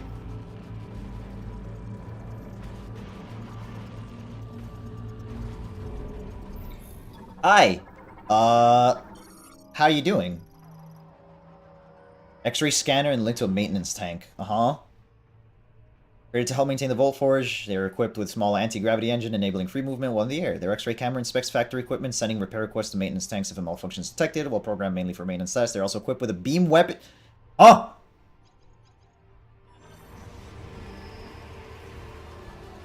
So don't let it scan me. What if I break it? Okay, the little fucker's dead. We're good. Wait, why can't I scan this now? What? Wait, why can I rescan them? Huh? Oh, that's why. I guess. Scans the target, produces body appropriate suit currently online. Touch the hologram to operate. We're gonna do that next stream. No. Mackenzie, I'm gonna kill you.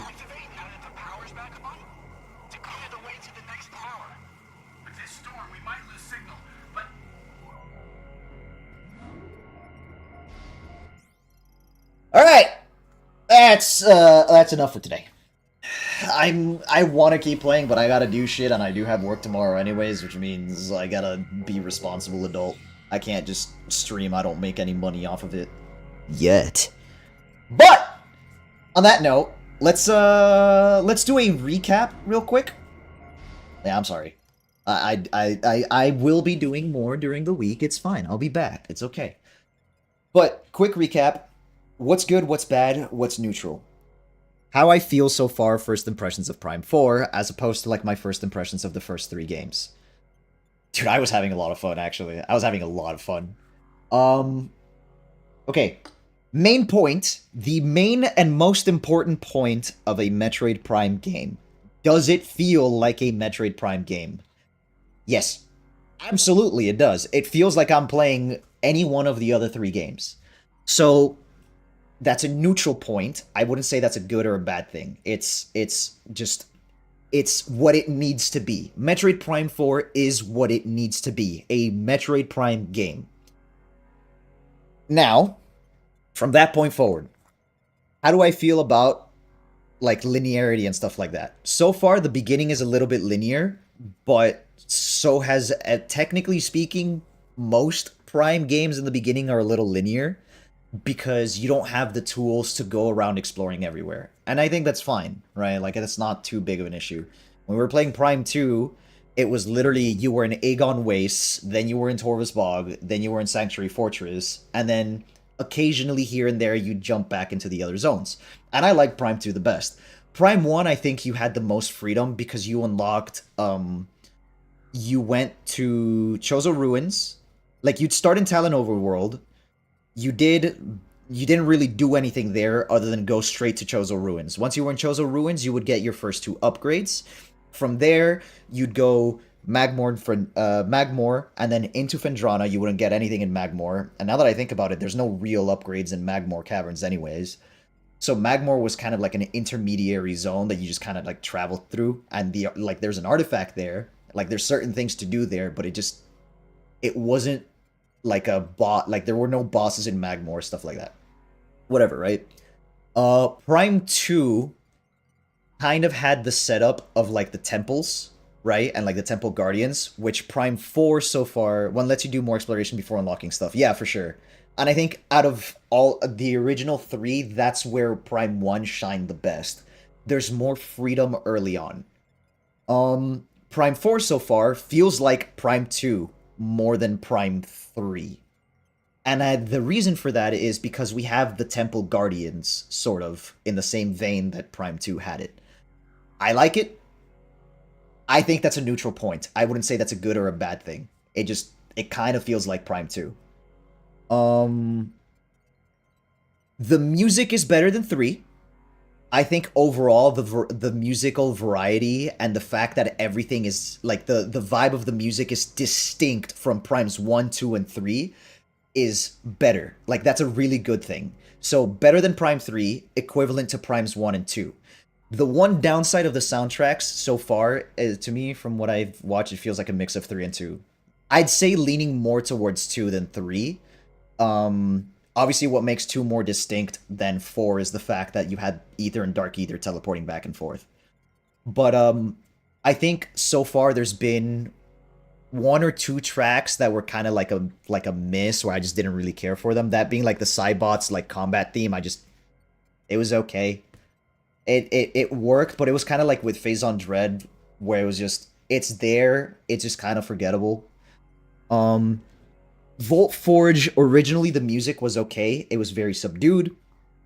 And then you turn on the Volt Forge and the music starts popping off. So I think it being subdued in the beginning of Volt Forge is not a bad thing, because it leads into the music then popping off. It goes with the vibe of the area. And while the subdued track could probably be a little bit better, I think it did its job to really present Volt Forge's actual themes. And I fucking love Volt Forge's theme. And I still love Fury Green as well. So I think the soundtrack is a net positive. I think overall I'd say like ups for the soundtrack so far. Visuals, I don't even have to say anything. The visuals are fucking phenomenal. I think the visuals are fantastic.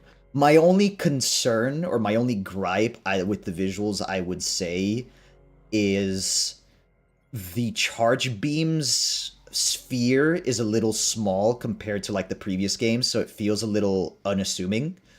But visually it's still good. It's just sized down. I don't think it feels less menacing, especially considering the fact that the AoE for it is much bigger. Like much bigger, right? Suit design, I think overall is good.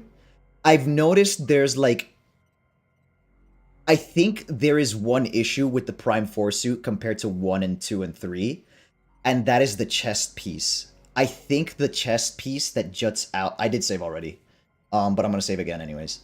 I think the piece in the chest, that red piece for the chest, should be a little bit more pronounced. It looks a little weird in certain angles. Maybe it's not that it needs to be more pronounced, but maybe it needs to be bigger, like taller, like reach down the chest a little bit more, a little bit closer to the abdomen. But overall, it's basically the same as the suits from 1, 2, and 3, just higher fidelity. Maybe, but everything it feels skinny. Yeah, I do think overall the suit looks really good. It's just certain angles and the chest piece looks a little. Certain angles make the chest piece look a little odd. And I'm pretty sure it's not going to be a problem once we get the Viola suit. We've seen the Viola suit and it looks fucking amazing, and I have no complaints with that one. From trailers, obviously. Mechanics. New mechanics feel good. They don't feel super gimmicky. I don't feel like I need to use the control beam, but obviously when I was fighting the Cybots, I could have used that to like make some real good progress fighting them. Mechanically is a little weird that it's part of like the scan visor, just because of the fact that it feels like it interrupts my flow whenever I want to charge beam out of the scan visor instead of using the control beam. I just gotta get used to that more than anything. The controls feel really good. The mouse controls are also really good. I think I would just have to get used to them. I don't have enough. The way that I have my desk set up to stream Prime 4 is just, it's not gonna happen. I don't have the room for it. Unless I like really like double down on the sensitivity and just like micro movements for it, which I could.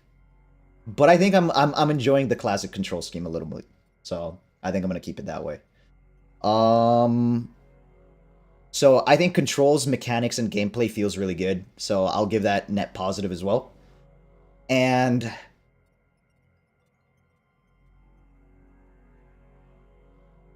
design-wise, I like the Galactic Federation suits. I miss the arm cannons that they had in Prime 2 and 3.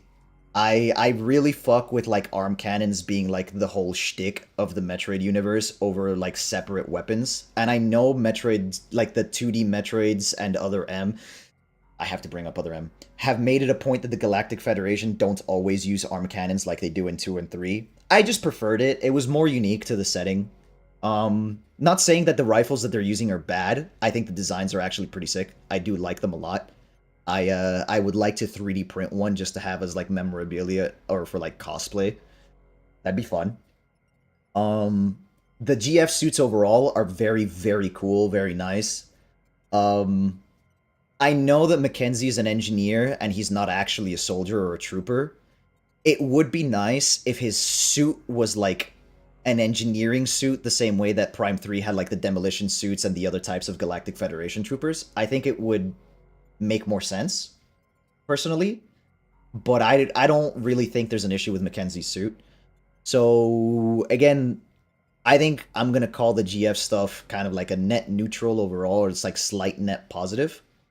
And what makes it neutral instead of positive is the loss of the arm cannons.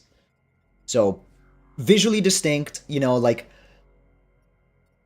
Prime 4 has its aesthetic. You can distinctly tell.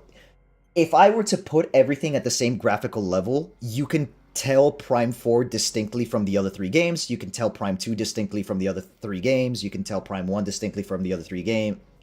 You can tell Prime 3 distinctly from the other 3 games. I think that's important that every single one of the Prime games has its own unique aesthetic. Obviously, shared elements. Obviously, there should be shared elements, and we can see that. I think Prime 4 has the biggest divergence from the Prime series in terms of vibe. It's hard to explain it, but I'm going to try. Prime 4 feels more... How do I say this? If Primes 1 through 3 were more akin to... What can I compare them to? So Primes 1 through 3, I would say they're more like... Yeah, for sure, all 4 have their own themes. So the original Prime trilogy, I would say thematically feels a little closer to something like Alien, in like the Alien universe, or like Prometheus or something like that. And then I would say Prime 4 feels a little closer in vibe to something like Avatar. Not in a negative sense, but it does feel more kind of... I don't know how to describe it, because you still have like all this technology. It's... like I said, it's hard to put into words. It's just the, like, kind of like the... Primes 1 through 3 were like dark mystery. It's like dark fantasy, whereas Prime 4 feels more like high fantasy. It's a weird comparison. I'm not sure how else to explain it. I still feel like it still feels like a Prime game, but it feels more like a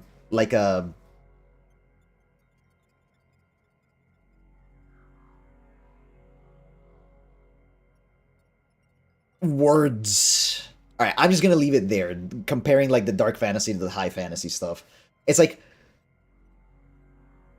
It's like comparing Dark Knight in Final Fantasy XIV to Guts. It's like, yes, they're the same. I thought you lagged for me, lol. The thematic is less space horror. Yeah, it's less space horror. And granted, Primes 1 through 3 weren't really space horror. It was just supposed to be more... I guess... like, hidden in darkness, right? Yeah, okay, there we go. Where Primes 1 through 3 feel like the mysteries are hidden in darkness, Prime 4 feels like the mysteries are hidden in a blinding light, right? So it's like, again, it's like comparing the Final Fantasy XIV Dark Knight to Guts from Berserk. Yes, thematically, they're the same archetype of character, but the Final Fantasy XIV Dark Knight is like, it's like full of hope, right? It's like full of this, like, oh, turn negative into positive. Whereas Guts and Berserk is literally just, the negative will drive me forward. I don't need to turn it into positive. I think that's the difference. And it's like I said, it's like where the Prime trilogy was hidden in darkness, Prime 4 feels like hidden in light. I think that's the best way to explain it that I can come up with. Now, whether that's a good or a bad thing, I have yet to decide. I think overall the tone is good, or like the concept of the Lemorne. I really like the Lemorne, by the way. I like the fact that they wear clothes. An alien race that wears clothes. Thank fuck. I'm so glad that it's not like they gave the Chozo clothes in Dread and fucking the Metroid 2 remake, and now we actually have the Lemorne with clothes. Yes, that makes sense. They're not like, oh my god. It's always been such a pet peeve of mine. It's always been such a pet peeve of mine that alien races don't wear fucking clothes for some reason. Anyways, net positive. Lemorne are really cool. I like the psionics. I like the psychics. It's a very cool angle to explore. I like the implications, and this could be wrong, but I like the implications that the plant had, where it's saying like, oh, a meteor landed with a poison, and it survived the poison. I really like the implication that that could be Phazon. Whether it is or not, I don't think it matters. I think they're trying to like invoke Phazon. I think intentionally they're invoking Phazon with that. So even if it isn't Phazon, they're intentionally invoking the feelings of Phazon with those statements. Now, the final thing that I'm going to talk about before I finish,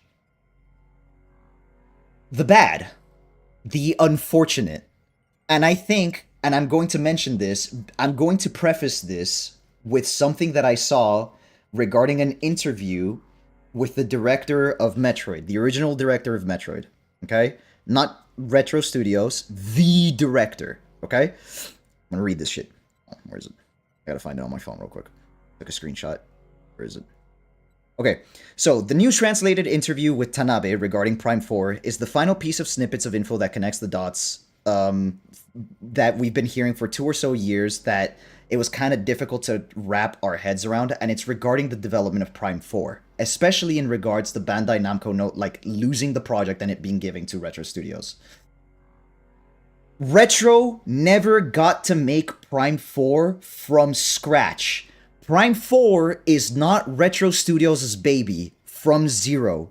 They've had to follow the original template that Bandai Namco's vision was, because Nintendo had already burned too many resources in the 2 years that Bandai Namco was wasting fucking time. Retro Studios was tasked with executing on what was a supposedly flawed concept from the start. Primes 1 through 3 walked the Retro line. From start to finish, it was Retro's babies. Prime 4 has and this is this is someone else's comment, has a lot of tonal whiplash. Again, remember, the whole concept that I said, mystery hidden in dark, mystery hidden in light, right? So we know who Bandai Namco is. They make fucking Tales games. They always go way more positive, even in dark themes, right? Retro Studios was working with Prime 4 the way Yoshi P had to work with Final Fantasy XIV, with the way that he made A Realm Reborn. So the interview with Tanabe confirms that that Prime 4 isn't Retro's game from zero to finish. What parts of Prime 4 have been influenced by Bandai Namco? I have 2 guesses. I have 2 educated guesses on. Number 1, the amount of dialogue and the characterization of NPCs, and the fact that it is tonally more bright than Primes 1 through 3.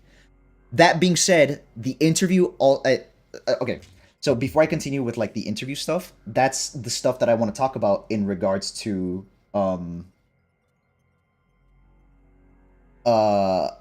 in regards to the NPCs. This is where the bad comes in, right? The NPCs are not inherently bad. I don't think Mackenzie is a bad character. I actually kind of like him. I find him endearing. However, there is a major problem in how much he fucking yaps. He says too much, too frequently. And especially when he's trying to, talk to you from across the planet, or from, across the areas. That section where he literally tells you, hey, let's open up your map. You gotta go from here to here. No, shut the fuck up. Here's the elevator you can use. No, shut the fuck up. They showed it to us. They didn't have to tell us. When Samus was looking at the map, they literally showed us the direction Samus had to take. And it was subtle enough that it felt characteristic of Metroid. But it was obvious enough that you knew which path you had to take if you were paying it. My voice cracked. If you were just paying attention for a whole, 15 seconds? The it's insulting to your intelligence that immediately after seeing that, they had to verbally explain it to you. It's like, no, you don't need to. Show, don't tell. And that's the best part about Metroid, is whenever they show you something in details, and you can figure it and piece it together. By having Mackenzie tell you those rules, or like, hey, you can take this elevator, it ruins that. It's like, you had just set it up. You can just not.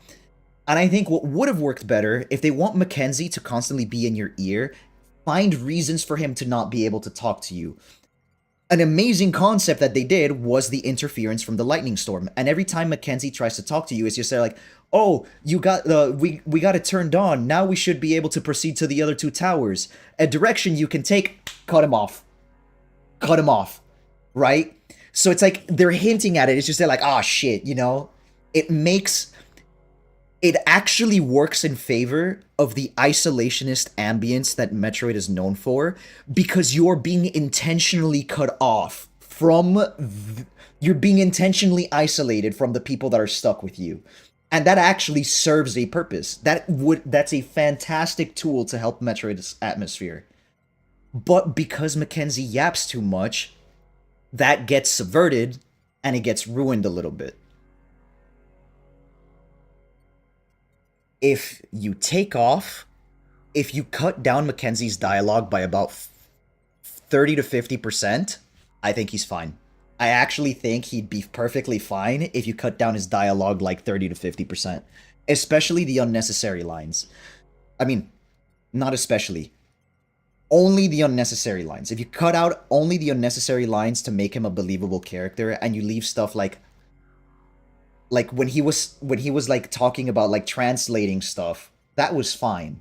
You know, like it felt fitting inside of the Metroid universe.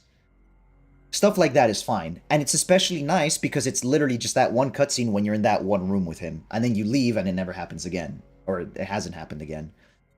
But yeah, like, that's the biggest flaw of Prime 4 so far for me. I don't think the tonal whiplash is a huge negative.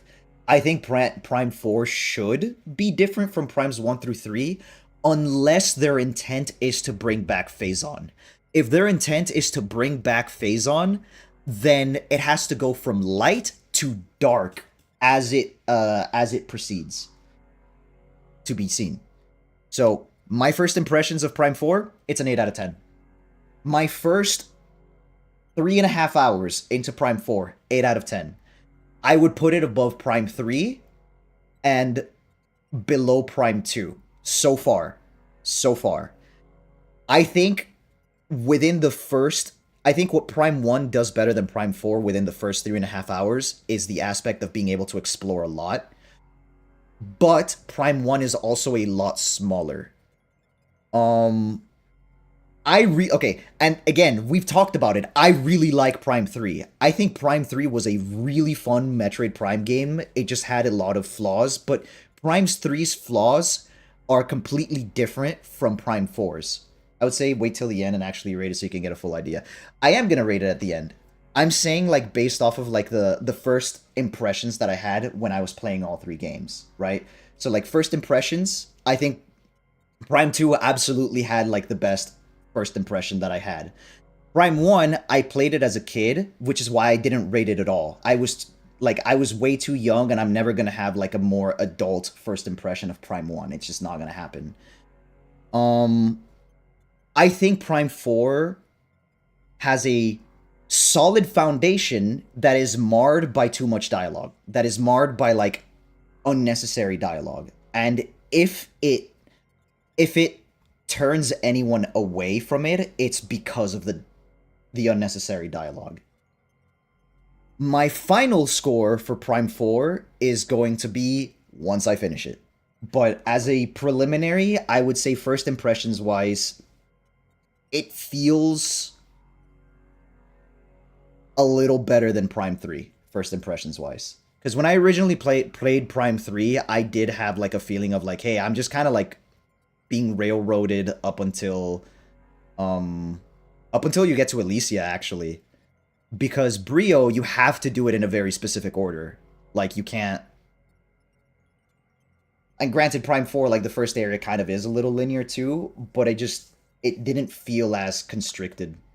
Because with Prime 3, dialogue I think just needed to be the same as Prime 3 where it was less goofy. Absolutely.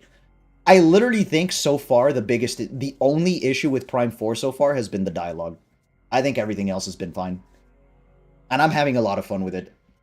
I'm having a lot of fun. So I'm pretty happy with it so far. So my hope is like as the last commentary, to just kind of bring it back to the interview real quick. Tanabe said Prime 5 is going to exist so long as Prime 4 doesn't like absolutely shit the bed and bomb so hard that they just give up on Metroid altogether. But yeah, they basically confirmed that they want to do Prime 5 and that it's green-lit so long as Prime 4 isn't a failure. Financially.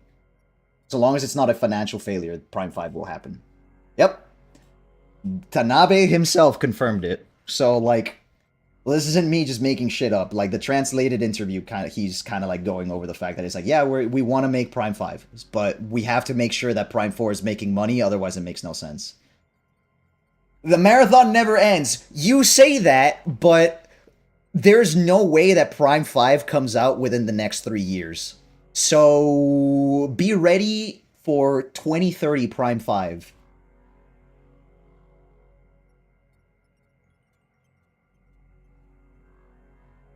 And here's the last thing that I read from like the commentary that someone had regarding the interview is pretty much based off of like that interview. After hearing that interview, a lot of people were actually giving Retro Studios props, and it actually made their impression of Prime 4 better because they're like, you managed to make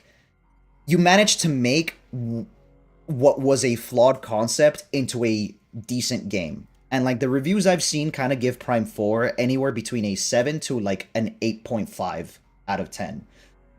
Obviously there's biases in there. So far, I'm enjoying it. I think that's probably going to make sense. If the game stays the way that it's been playing so far, I think it's easily going to be an 8 out of 10 for me. And I will try to stay impartial. I will criticize where criticism is due. You can hold me to that. And now that I've yapped for like 30 minutes, I'm going to bid you guys adieu, and I will be back on Thursday. Good, as long as you enjoy it, we will enjoy the stream. I'm enjoying it. So I think worst case scenario, we're going to have fun making fun of the bad stuff. I don't think we're going to have any boring moments. Now, as per usual, mata ne minasan. Oyasumi.